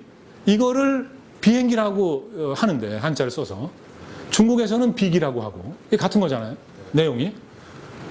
그러면 그런 맥락에서 말틀이라고 할 수도 있지 않느냐. 우리는 왜 그걸 못하느냐. 그런 말씀을 하셨는데 저는 이제 그 대목이 진짜 가슴이 와닿았습니다. 근데 지금도 사실은 이런 우리말 순환운동 많이 하고 있잖아요. 하고 있는데 진짜 어렵거든요. 진짜 어려워요. 잘 안 됩니다. 뭐죠? 클라우딩 서비스? 그걸 이제 구름으로 산돌에서 하고 계시죠? 다른 데서는 안 해요, 절대. 아마 거기서만 하실 거예요. 근데 어떤 분들은 클라우딩 서비스는 뭐 그런 건데 구름 서비스 그러면 뭐 무슨 얘기입니까? 이렇게 따지는 거죠. 영어 클라우드에서는 전혀 안 따지고 한국어 구름만 갖고 따지는 거예요. 그런 어떤 심리들이 있기 때문에 이 우리말 이거 만드는 거, 그러니까 이 외래어나 외국어 이런 걸 우리말로 순화하는 거 이게 굉장히 어렵습니다. 일이 굉장히 어려워요. 근데 생각을 만일 최영배 선생님처럼 그렇게 긍정적, 적극적으로 하면 말틀 지금 우리가 뭐 대한항공 아시아나 뭐 비행기 예약했니? 비행기 표 끊었니? 이렇게 얘기할 때 야 날틀 예약은 또 어떻게 해야 되지? 날틀 표 끊었니? 심했니? 야 너 날틀 타보니까 어떻대? 그죠? 야 서울에서 부산까지 날틀 타면 몇 분 걸리냐? 아무튼 아니 그렇게 될 수 있었던 거예요 사실은요. 생각하기에 따라서 우리가 선택하기에 따라서. 예. 그러니까 사실 우리말 순화운동 이거는 어렵지만 사실은 어렵다고 해서 이거 뭐 포기할 수는 없어요 사실. 지금은 이제 영어 단어 들어오는 게 문제죠. 최근에 또 하나 문제되는 거 있죠. 메르스 때문에 요우커가 사라지고 있다. 요우커가 뭐 없다 명동에 사라지고 있다가 이제 이미 뭐 발길이 끊겼다, 그죠? 그 요우커는 뭐냐 이거예요, 요우커. 네? 요우커는 제가 찾아보니까 한자로 그러니까 중국 사람들이 유객 이렇게 쓰는 거를 이제 발음을 요우커. 근데 어떤 사람은 또 유커 이렇게도 하고 어떤 사람은 또 리커 뭐 이렇게도 해요. 발음을 아주 각양각색이에요. 그런데 사실은 이제 이 말은 그냥 우리가 예전에 그냥 중국인 관광객 이렇게 했잖아요, 그죠? 중국 관광객 이렇게 했잖아요.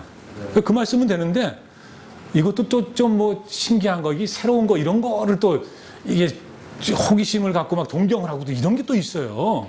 예, 그리고 이제 중국 사람들이 돈 좀 쓴다니까. 예?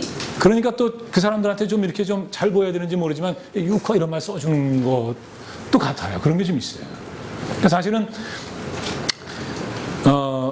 그 베이징, 뭐 북경 이거 같이 쓰고 있잖아요 지금. 왜냐면 북경을 오래 써왔으니까 뭐 한동안은 써도 된다. 근데 이제 원지음 쪽으로 가기로 했죠 이미. 그래서 이제 앞으로는 이제 베이징 이런 쪽으로 간다. 뭐 상해, 뭐 샹하이 쪽으로 간다. 뭐 이런 거죠. 그래서 모택동 옛날에 그랬는데 이제 마오쩌둥 이쪽으로 이제 가는 거 뭐 이런 거죠. 근데 그거는 인명 지명이고 이거는 그냥 일반 명사거든요. 유커 이거는. 그러니까 이런 것까지 들여올 이유는 없다는 거예요. 이제 한글 전용 운동 이게 굉장히 중요합니다. 지금 우리가 이제 한글 전용 시대에 살고 있잖아요. 네, 요즘에 또 뭐 교과서에 뭐 초등학교 교과서에 뭐 한자를 넣지 않은 동 뭐 제가 지금 머리가 좀 아픕니다만은 어쨌든 지금 한글 전용 시대에 살고 있어요. 아무런 불편이 없습니다 지금.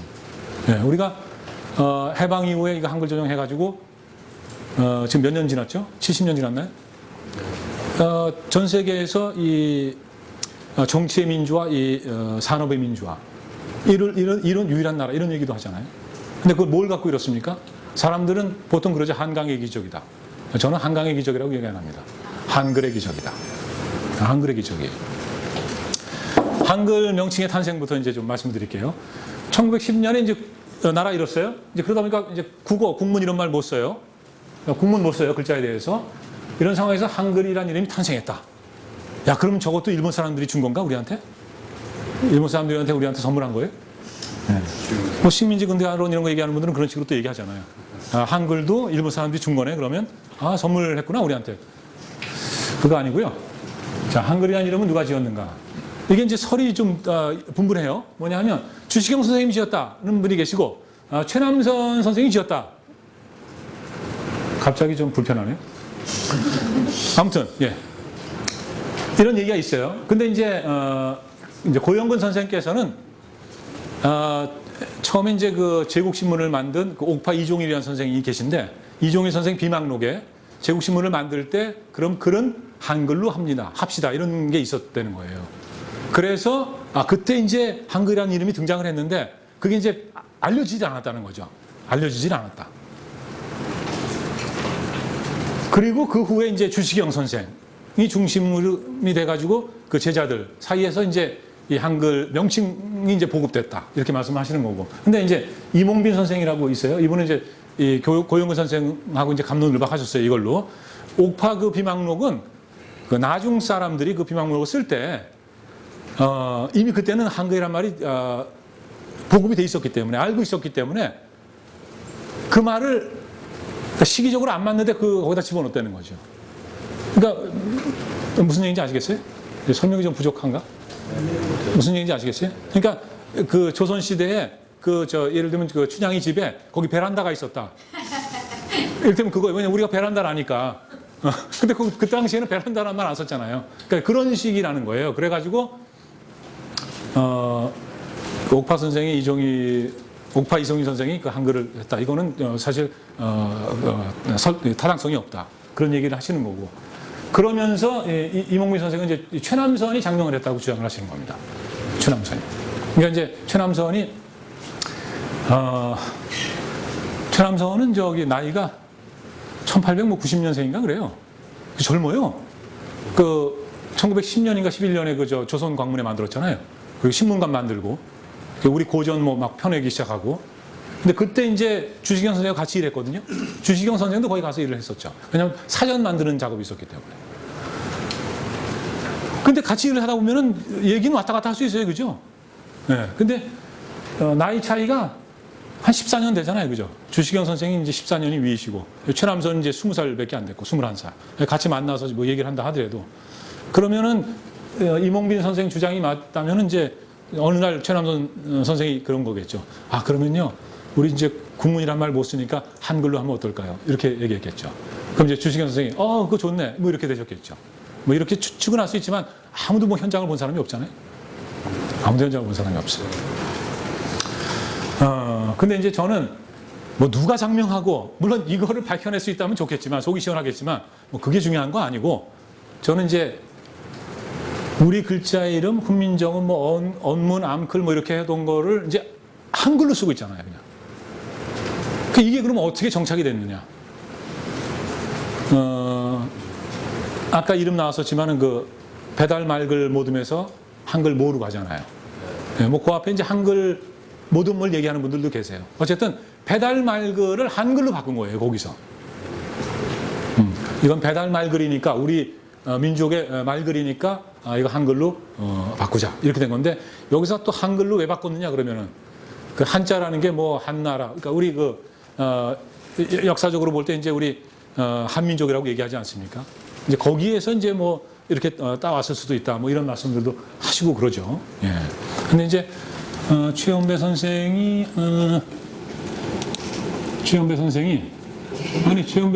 이제 그 한글에 대해서 설명한 게 있어요. 그 말 이름 뜻을. 한글은 이제 크다는 한이고 유일하다는 한이고 뭐 이런 식으로 이제 한글을 설명을 하신 게 있는데 날아갔네요. 정확하게 그 최원배 선생께서 써놓으신 걸 좀 보여드리면 좋은데 날아갔어요. 자, 그래서 한글 명칭 얘기는 그거죠. 그러니까 한글 모듬, 한글 모 이렇게 왔어요. 그러다가 이제 조선어학회에서 그 각야날 이걸 제정을 해서 기리기 시작했거든요. 그게 1926년인가 그래요. 그랬는데 1928년인가 세 번째 각야날의 이름을 한글날로 바꾼 거예요. 그러면서 신문이 보도를 하는 거죠. 올해 한글날 행사 뭐 이런 식으로 쫙 보도를 하는 거고, 그때부터 이제 강습회가 열려도 이제 한글 강습회가 되는 거죠. 그러면서 이름이 번지는 거예요. 그리고 이제 또 한글지도 있잖아요. 조선어학회에서 펴낸 학술지, 한글지. 매달 나가고 있었던 거고. 근데 그렇게 해서 그 일제강점기에 이제 한글이라는 이름이 정착을 하는 겁니다. 그래서 저 어렸을 때는 나이 드신 분들은 간혹 여전히 언문이라고도 얘기를 하셨었어요. 그렇지만 지금은 이제 뭐 한글이라고 얘기하죠. 뭐 언문이라든가 이런 명칭은 이제 우리 그 일상에서 안 쓰죠. 한글 전용대 이제 국한문 혼용. 사실은 이제 요 개화기 때 이제 구한 말이죠. 이 시대가 바뀌는 상황이죠. 이제 봉건 시대가 끝나고 이제 근대로 진입하는 이런 시기에 이때 이제 뭐 일본에도 뭐 그런 얘기들이 많이 있습니다만은 우리도 마찬가지였던 것 같아요. 유길준 선생 같은 분들은 이제 이 국문을 써야 된다. 그래서 서유견문을 사실은 본래는 그냥 한글로만 쓰려고 했다 그래요. 근데 그게 어려움이 있어가지고 아무튼 국한문으로 이제 쓰였다고 하는데, 그래서 유길준 선생 같은 분은 이제 그 한글 전용론자입니다. 그래서 따지고 보면은. 그리고 여기 보면 이제 이승만, 이종일 선생은 아까 그 옥파 이종일이죠. 제국신문 한글로 쓰신 분, 창간하신 분. 이승만은 사실은 이승만이요. 이승만은 그 독립협회 활동했잖아요. 이 주시경 선생하고 친구예요. 나이 비슷해요. 한 살 차이인가. 근데 그 독립협회 활동하고 협성회 활동하고 젊었을 때요. 협성회 무슨 신문 발행하고 회보 발행하고 뭐 그러면서 이제 언론인 활동도 하고 그랬어요. 근데 이제 만민공동회라는 거 뭐 열렸죠. 뭐 그 좀 정치적으로 복잡한 문제인데, 그때 아무튼 이 이승만이 이제 만민공동회 일종의 그 요즘으로 얘기하면 스타였던 것 같아요. 올라가서 이제 앞으로 우리 뭐 공화제를 해야 됩니다 뭐 이런 거 얘기하고 그러면은 사람들이 박수치고. 그러다가 아무튼 옥에 갔죠. 그 만민공동회 사건 이런 거 때문에 이제 옥에 갔는데, 사실은 또 이 박영효의 그 고종폐위 음모 사건하고 또 관련이 또 있다 그래요. 연루가 돼 있다 그래요. 그래서 오기를 간 거예요, 아무튼. 그래가지고 1904년인가 이제 석방이 돼서 나오죠.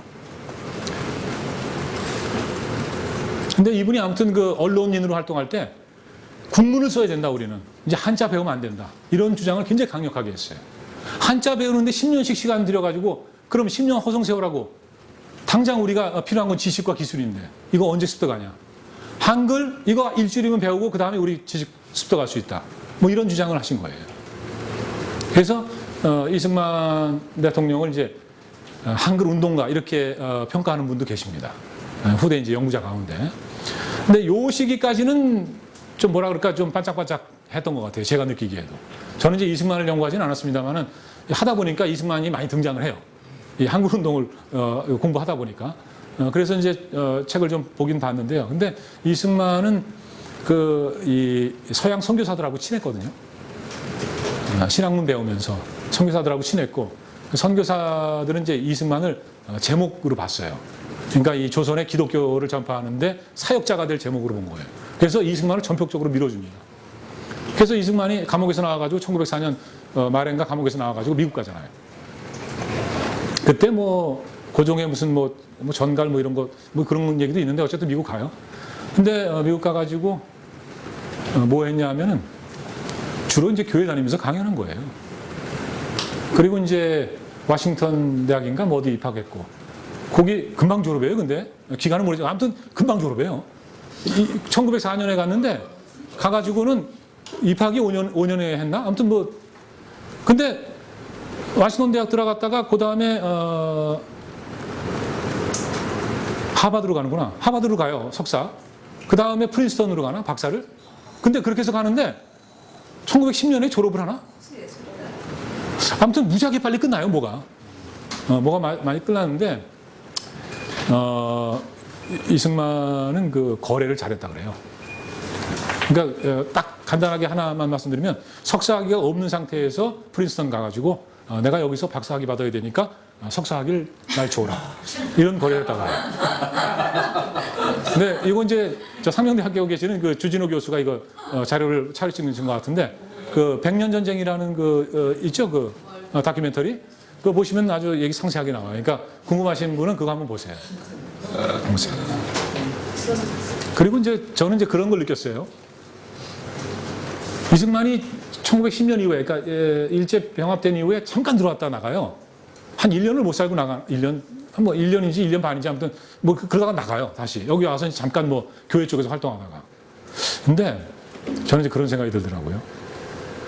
이 사람이 이제 이 조선 사람인데, 뭐 대한제국이었죠, 한동안. 뭐 그랬는데 어쨌든, 미국이라는 그 신문명지? 아주 그 첨단을 달리는 나라에 간 거잖아요. 그 얼마나 달랐겠어요, 이게. 그리고 교회 다니면서 연설하면은 자기가 동포들이겠죠. 연설을 든 사람들이. 박수 쳐주고, 환호해주고. 그리고 또 이승만은 말을 잘했대요. 말을 진짜 잘했대요. 그래서 아마 뭐 조국의 비참한 현실 이런 거 막 얘기하고 그러면은 앞에서 얘기 듣다가 울고 막 이런 사람들도 많았다 그래요. 그리고 이제 뭐 그랬는데 제가 말씀드리고 싶은 건 뭐냐면 이거는 그냥 그 인간적인 느낌이에요. 여기서 좀 힘들게 살았잖아요. 그 미국 가보니까 좋아. 그러니까 가기가 싫은 거예요. 왜냐하면 이렇게 판잣집에서 살다가 33평짜리 아파트 들어가면 얼마나 좋겠어요, 여기. 다시 돌아가고 싶겠어요.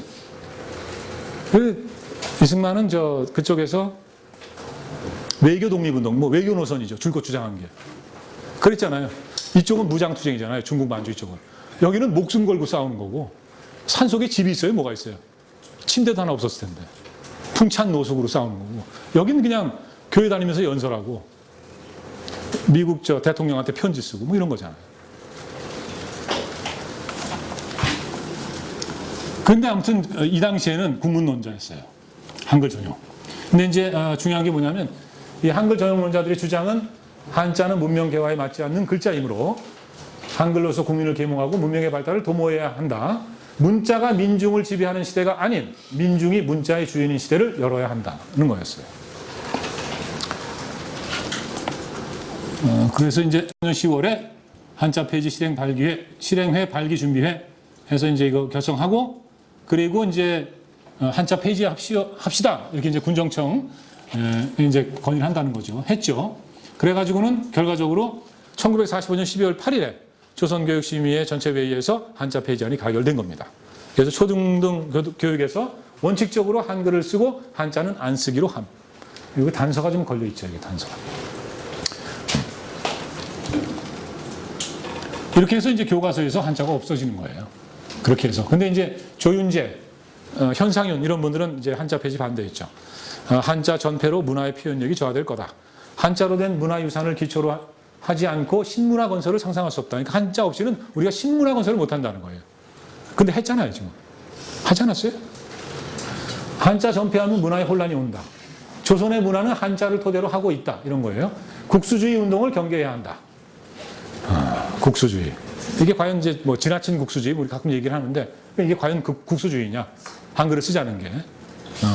저는 아니라고 보는 거죠. 저분들 그래도 한자가 우리 글자라는 생각 안 하셨나요? 이분들이요. 한글 전용 국수주의라고 하죠. 한자도 우리 글자라고 얘기하는 분도 계셨어요.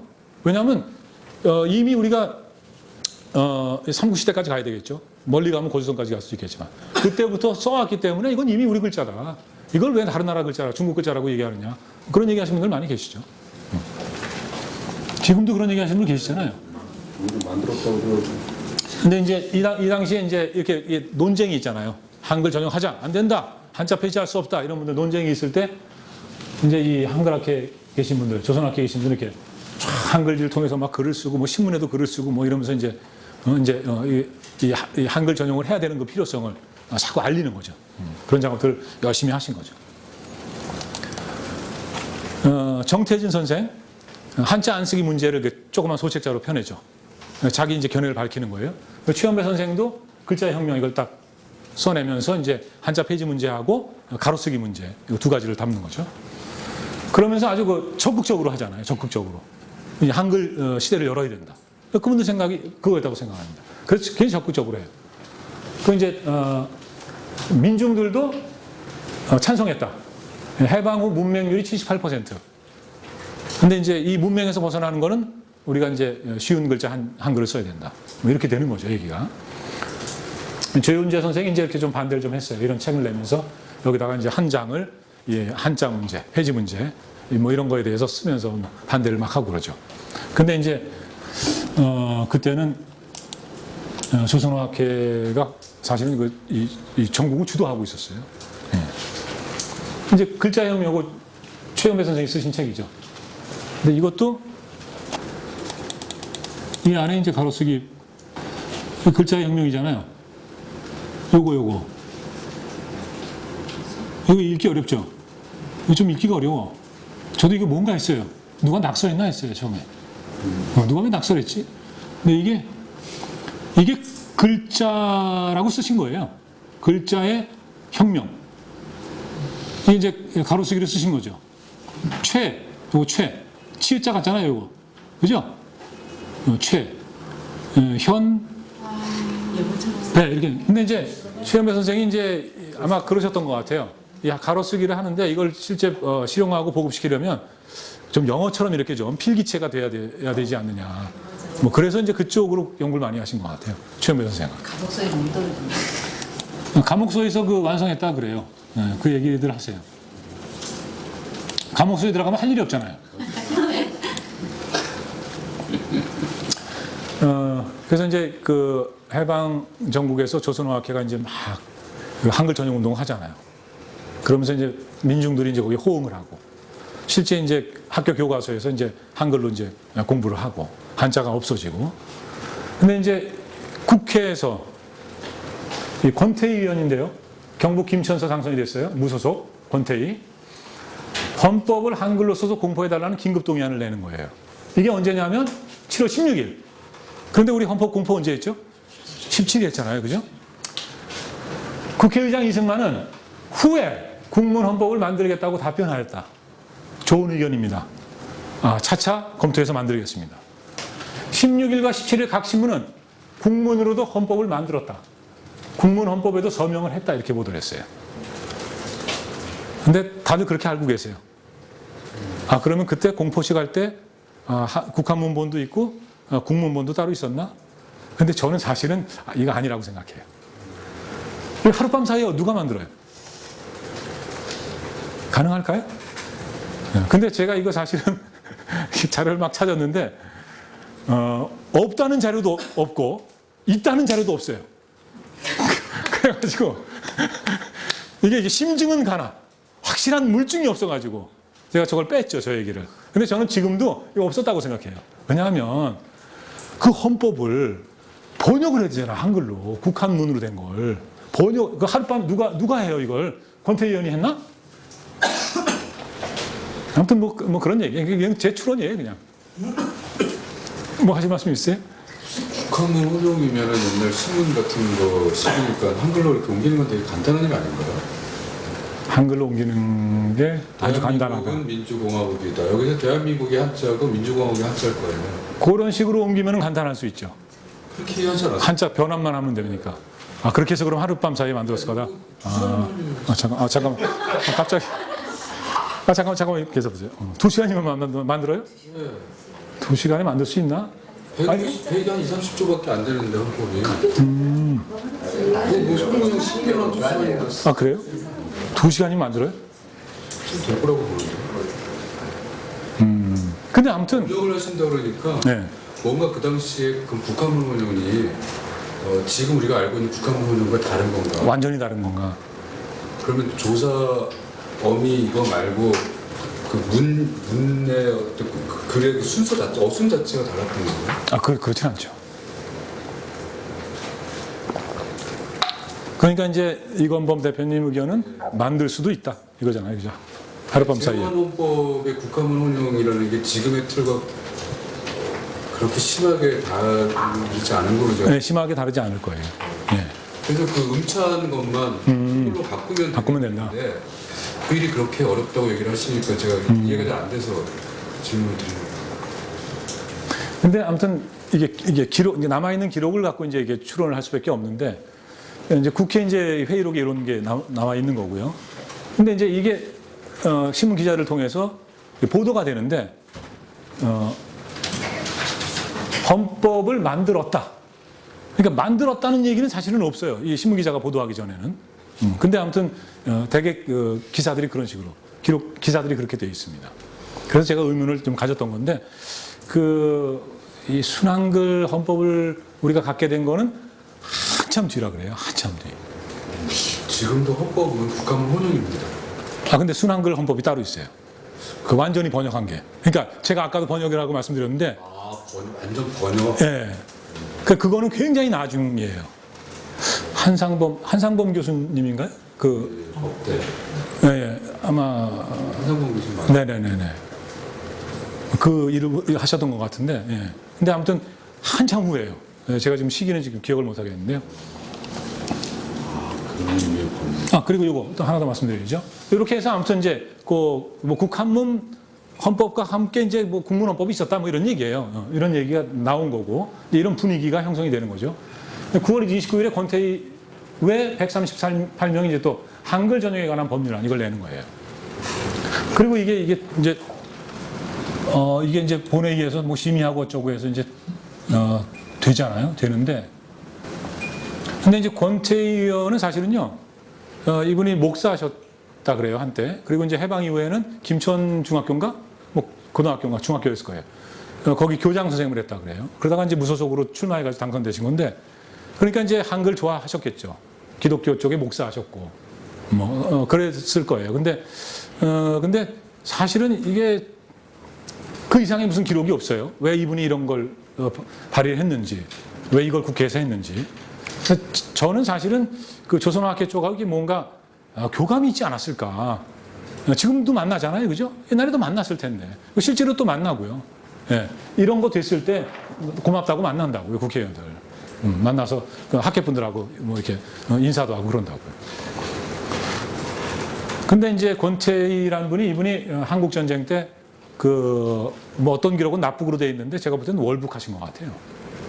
그 월북자들에 대해서는 얘기를 못 했거든요, 우리가. 월북하면 그걸 더 이상 얘기 못 해요.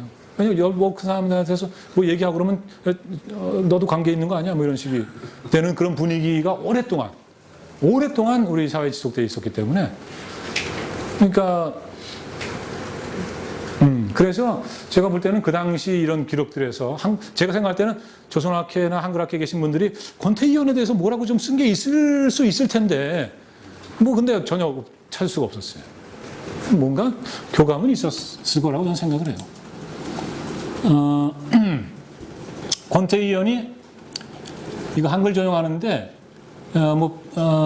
한동안 이 한자를 협소할 수 있다 뭐 이런 얘기를 했어요.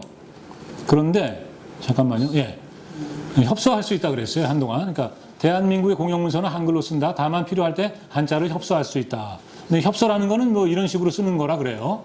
예, 옆에다가 옆구리에다가 이런 식으로. 근데 이제 이게 이제 갑론을 하는 와중에서 통과가 안 되는 거예요. 예, 그러니까 이제 조은영 의원이란 분이 이제 병용을 얘기한 거예요.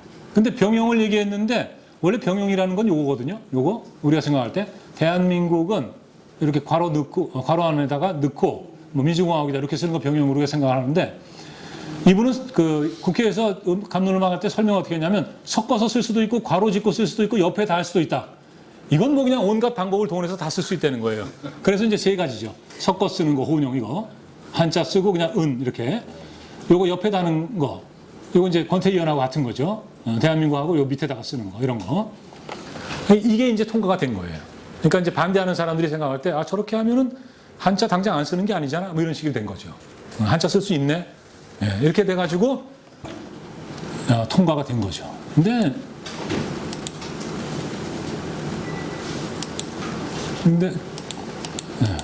넘어갈게요.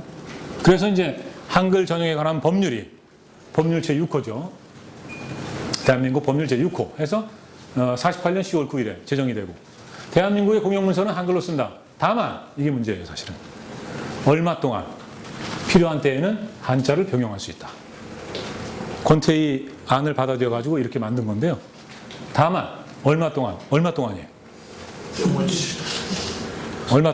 50년. 한 달 동안이요? 10달 동안? 10년 동안? 이거 알 수가 없잖아요. 그래서 사실은 한글 전용이 잘 안 됐어요. 이 법률을 제정하고 공포하고 바로 시행이잖아요. 바로 시행. 공포한 날로부터 시행한다. 근데 여전히 공문서 보면은 다 그냥 국한문이에요. 여전히.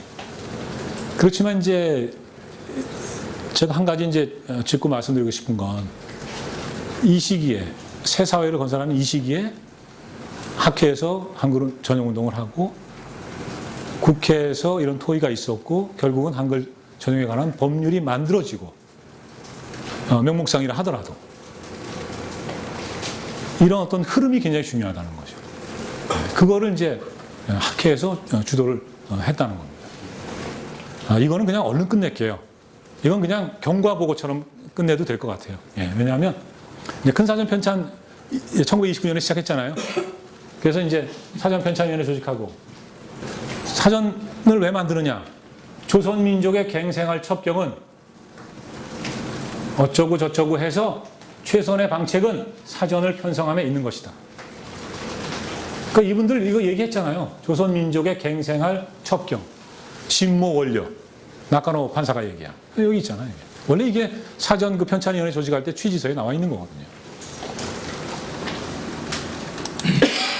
그래서 한글 맞춤법 통일안 제정했고 조선어 표준말, 외래어 표기법 통일안 했고 출판어가 취득 1940년 3월 그런데 조선어학회 사건 나서 중단됐죠. 해방 후에 극적으로 사전 원고를 발견해요. 그러니까 함흥에서 재판을 하니까 그 증거로 사전 원고를 보내라. 그래서 이제 서울에서 함흥으로 사연을 보냈겠죠. 그런데 이제 해방이 됐는데 이 원고가 어딘지 몰라요. 백방으로 소문했는데 안 나와요. 그런데 여기서 발견된 거예요. 45년 10월 2일 서울역 안에서 창고에서 발견됐다. 그래서 이제 의류문화사하고 교섭을 해가지고 출판 사업을 시작했어요. 조선말 큰사전 1권 47년 10월 9일, 조선말 큰사전 둘째 권 49년 5일. 그런데 한국전쟁이 또 났어요. 이 전쟁 터졌는데 이거 어떻게 사전 만들고 있어요. 피난도 가고 뭐 이런 상황이 되는 거죠. 그래서 또 이제 중단. 그러다가 사전 편찬원 정태진 선생 트럭 사고로 돌아가셨어요. 그 전쟁 끝났어요. 그럼 이제 다시 이제 사전 만들어야지. 그러고 있는데 이승만 대통령이 맞춤법을 바꾸시오. 이렇게 된 거예요. 그래서 이제 한글 맞춤법 간소화 파동이 일어난 거죠. 이래가지고 이게 말이죠. 1953년 4월 27일 총리훈령으로 사실은 이제 시작이 됐는데 본격적으로 시작이 된 거죠. 그런데 이게 끝난 게 1955년 9월 19일이에요. 그 2년 넘게 이게 맞춤법을 뭐 바꿔야 된다, 지켜야 된다. 한글학회는 당연히 지켜야 된다죠. 지켜야 된다. 이건 싸우는 거죠, 이제. 2년 반을 이 맞춤법. 그러니까 이 맞춤법이라는 게 굉장히 중요한 건가 봐요. 그죠? 2년 반을 대한민국이 싸운 거예요. 통일안을 그대로 쓸 거냐 아니면 옛날 그 이승만 대통령이 주장하는 무슨 성경식 맞춤법으로 표음주의로 갈 거냐. 이걸 갖고 싸우는 거예요. 2년 반을 싸우다가 이승만이 이제 물러났죠. 물러났어요. 그래서 이제 1957년에 큰 사전 6권을 완간을 합니다. 근데 이제 처음에는 이게 조선말 큰 사전이었죠? 여기 조선말 큰 사전이잖아요. 47년에. 근데 이게 이제 완간될 때는 큰 사전, 조선말을 또 띄죠. 왜냐하면 이제 이게 그 분당 이후에 저쪽에 조선민주주의인민공화국, 여기 이제 대한민국, 그러니까 이제 조선을 또 한글학회 이름, 조선어학회에서 이름을 한글학회로 바꾼 것처럼 사전에서도 또 조선을 또 띄는 겁니다. 근데 요 띄는 거는 사실은 그 조선이라는 그 이름을 고수한 그런 뭐 단체나 무슨 기업들도 있었다 그래요. 근데 굳이 이걸 왜 띄었느냐 그러면은 오랫동안 써왔는데 1931년부터 조선어학회로 했나요? 왜 그럼 띄었냐? 이근호 선생이 북으로 가셨잖아요. 이근호 선생이 사실은 최연배 선생하고 이 해방 전후 이 학회를 사실은 주도하셨거든요. 이 두 분이 뭐 거의 뭐 지도했다? 뭐 그렇게 볼 수도 있어요. 예. 그런데 이제 북한에서 활동을 하고 계시니까 불편한 게 좀 있었을 거예요. 근데 그 당시 기록을 보면 그런 얘기 전혀 안 해요. 지금 이제 저희들이 이제 그렇게 이제 추론도 하고 해석도 하는 거죠. 이건 경향신문에서 보도한 건데 우리말 큰 사전 6권의 출판이 완료되었다는 것은 한국 문화 사상의 획기적인 대사건이다. 근데 이제 이를테면은 문명국가는 다 사전을 갖고 있다. 그럼 우리도 비로소 이제 문명국가가 됐다. 이렇게 볼 수도 있는 거죠. 그리고 우리 말이 여기 다 담겨 있는 거고 또 이제 말이라는 게 단순히 이제 어떤 수단이 아니라면 우리 어떤 얼과 정신 이런 게 다 담겨 있다고 보는 거죠. 이 사전 안에 우리의 문화가 다 담겨 있다. 그러니까 우리가 담겨 있다. 뭐 이렇게 얘기할 수 있는 거고 그거를 학회에서 만든 거죠. 예. 자, 이렇게 해서 더는 없습니다. 53쪽. 네. 끝났어요. 좀 바쁘게 아니. 혹시 뭐 하고 싶은 말씀이나 뭐 궁금한 거 있으면 얘기하시고요.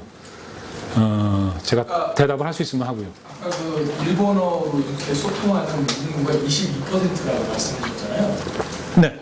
그 뒤에 나온 자료에 보면 해방 직후에 문맹률이 78%라는 네네.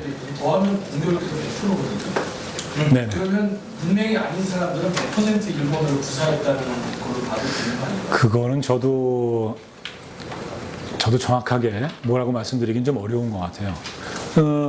아까 22.15%가 이게 43년이고요. 45년에 또 그 수치가 조금 올라가거든요. 그러니까 해방 직전에는요. 네. 그런데 이제 이 문맹률을 측정하는 거하고 조선인 가운데 일본어를 어느 정도 원활하게 구사하는 사람 이걸 측정하는 거하고는 뭐 조금 다를 수가 있겠죠. 예. 그럼 그때 문맹률이 한자를 읽느냐 못 읽느냐였나요? 아니면 한글을 읽느냐 못 읽느냐였을까요? 어느 쪽이었을까요? 읽는 사람은 그게 그거는 궁금하더라고요.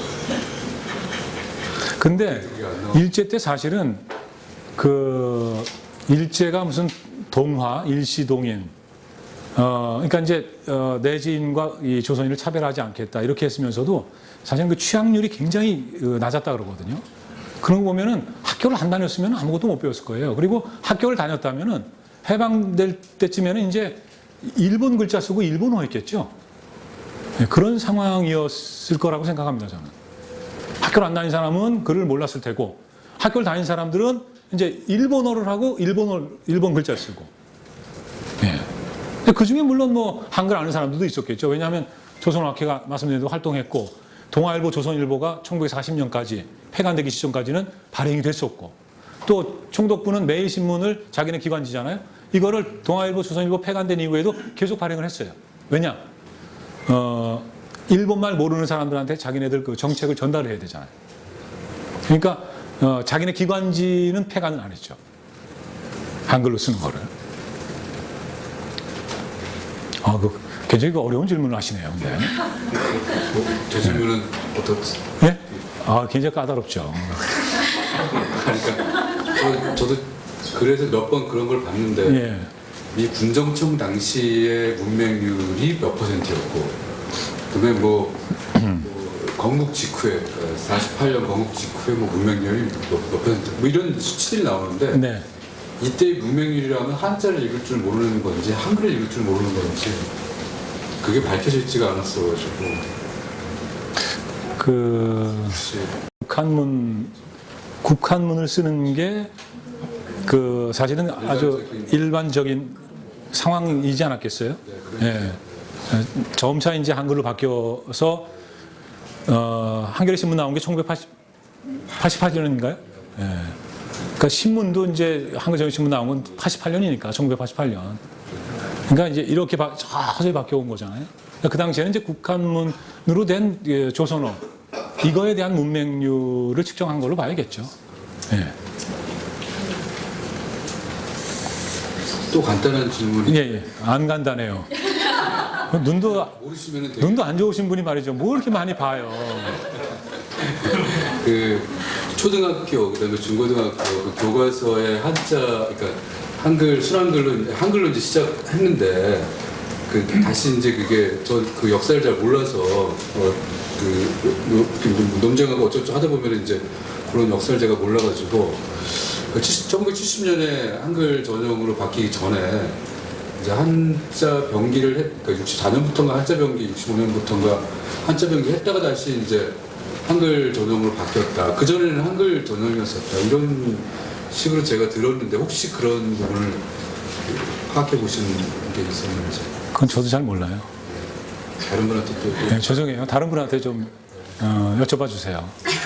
아까 한글 첫걸음들 사진에서 네. 그 내용은 한글이었는데 암기의 내용, 그러니까 숫자 같은 거 한자로 돼 있었죠. 예.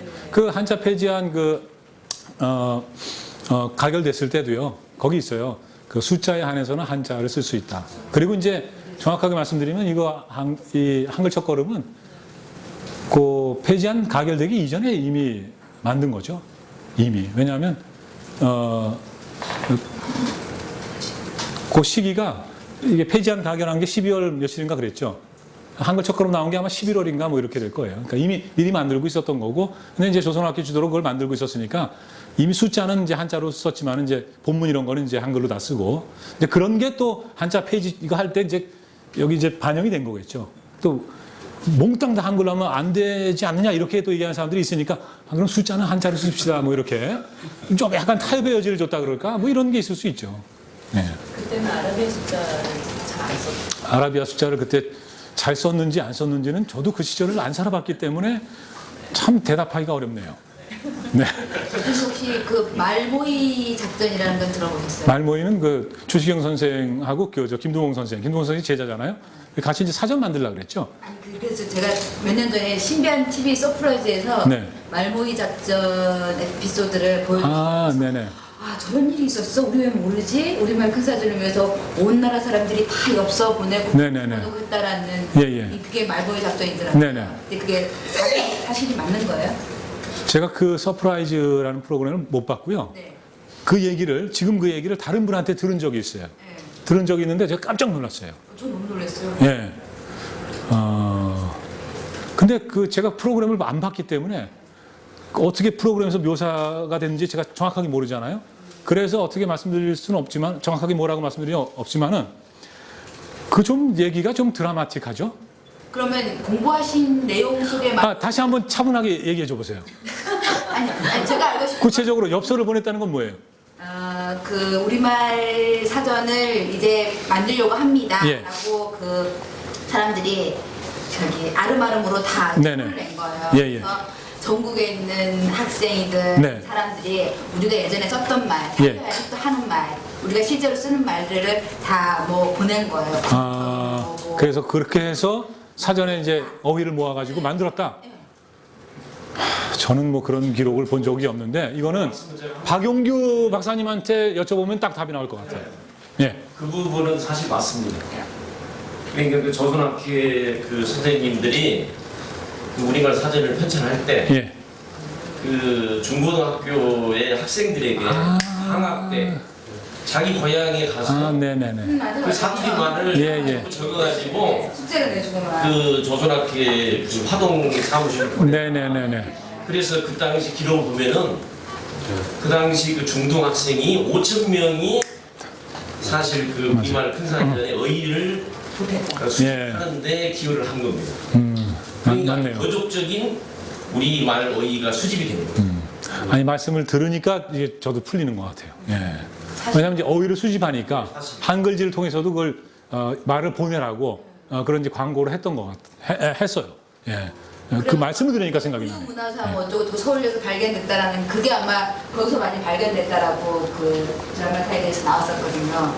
그거는 좀 잠깐만 말씀드리면요. 그러니까 42년에 접한 단계가 들어갔고요. 근데 그 16만 어휘가 뜻풀이가 된 그 말뭉치 있잖아요. 이게 아까 그 정 박사님 얘기처럼 우리 경성에 있다가 함흥으로 갔다가 그 원고 뭉치가 그 있잖아요. 이게 최고만 안 됐지 전부 뜻풀이가 되어 있는 그 원고 뭉치가 함흥 형무소에서 다시 경성역으로 온 겁니다. 그래서 네. 그러니까 그걸 가지고 47년에 좀 다듬어서 낸 것이 1권이 나옵니다. 네. 아무튼 이게 1910년대 이금로 선생하고 그 사전 관련 이거는 박용규 박사님한테 질문하시면 돼요. 네. 궁금하면. 고충 설명을 합니다. 네. 예. 예. 오늘 수업한 내용하고는 좀 다른 부분인데 예. 어쨌든 여기 첫 수업을 왔거든요. 굉장히 유익했고요. 네. 고맙습니다. 예. 화면으로 보다가 직접 뵈니까 굉장히 다른 느낌이 듭니다. 네. 근데 구입하시면 저기 요즘 청소년들이 언어를 많이 사용하고 있잖아요. 예. 감축어. 네네. 예, 그 부분에 대해서 어떻게 생각하시나요? 줄임말이요. 예. 줄임말. 예. 근데 줄임말은요, 어느 나라 말에나 있거든요. 예. 근데 이제 줄였을 때 이게 이제 소통에 좀 문제가 생긴다. 이렇게 되면 좀 곤란하죠. 그러니까 사실 뭐 대학교 안에서 뭐 중도에서 만나자 그러면은 학생들끼리는 알지만은 밖에 뭐 부모님들은 모를 수도 있거든요. 중도에서 만나자. 그래서 엄마가 학교로 찾아온다는데 엄마 중도로 와. 예? 네, 중앙도서관. 예, 제가 좀 쉬운 걸 말씀드린 거예요. 좀 쉬운 거를. 예. 근데 예전에 이런 일이 있었어요. 한글 문화연대 처음 만들고 활동할 때 어떤 운영위원께서 인터뷰를 했는데 기사가 어떻게 나왔냐 하면 한문연의 암흑의 위원. 한문연이 뭐야? 그 한문연대인가? 뭐 한문을 운동하는 연대인가? 이렇게 되는 거예요. 그렇잖아요. 우리 한글문화연대인데 이걸 한자 따고 문화연대에서 문자 따고 연대에서 연자 따니까 한문연 이렇게 되는 거예요. 그래서 제가 그 기사를 보고는 그 다음에 그 위원님한테 그랬잖아요. 그 인터뷰하실 때 꼭 한문연 이렇게 뭐 그렇게 말씀 안 하셨겠지만 기자가 썼겠지만 한글 문화연대 이렇게 전체 좀 써달라고 얘기를 해달라고 그 말씀드린 기억이 있어요. 제가 그때 마침 또 성균관대학교에서 공부하면서 동아리 만들었거든요. 그 대학생들 성균관 한글 문화연대예요. 이름이 한때 했잖아요 우리가. 그거 줄이면 성한연이에요. 그래서 제가 그것도 줄이지 말라 그랬어요. 물론 큰 문제는 없어요. 성한연이니까. 근데 어쨌든 줄이지 말라 그랬어요.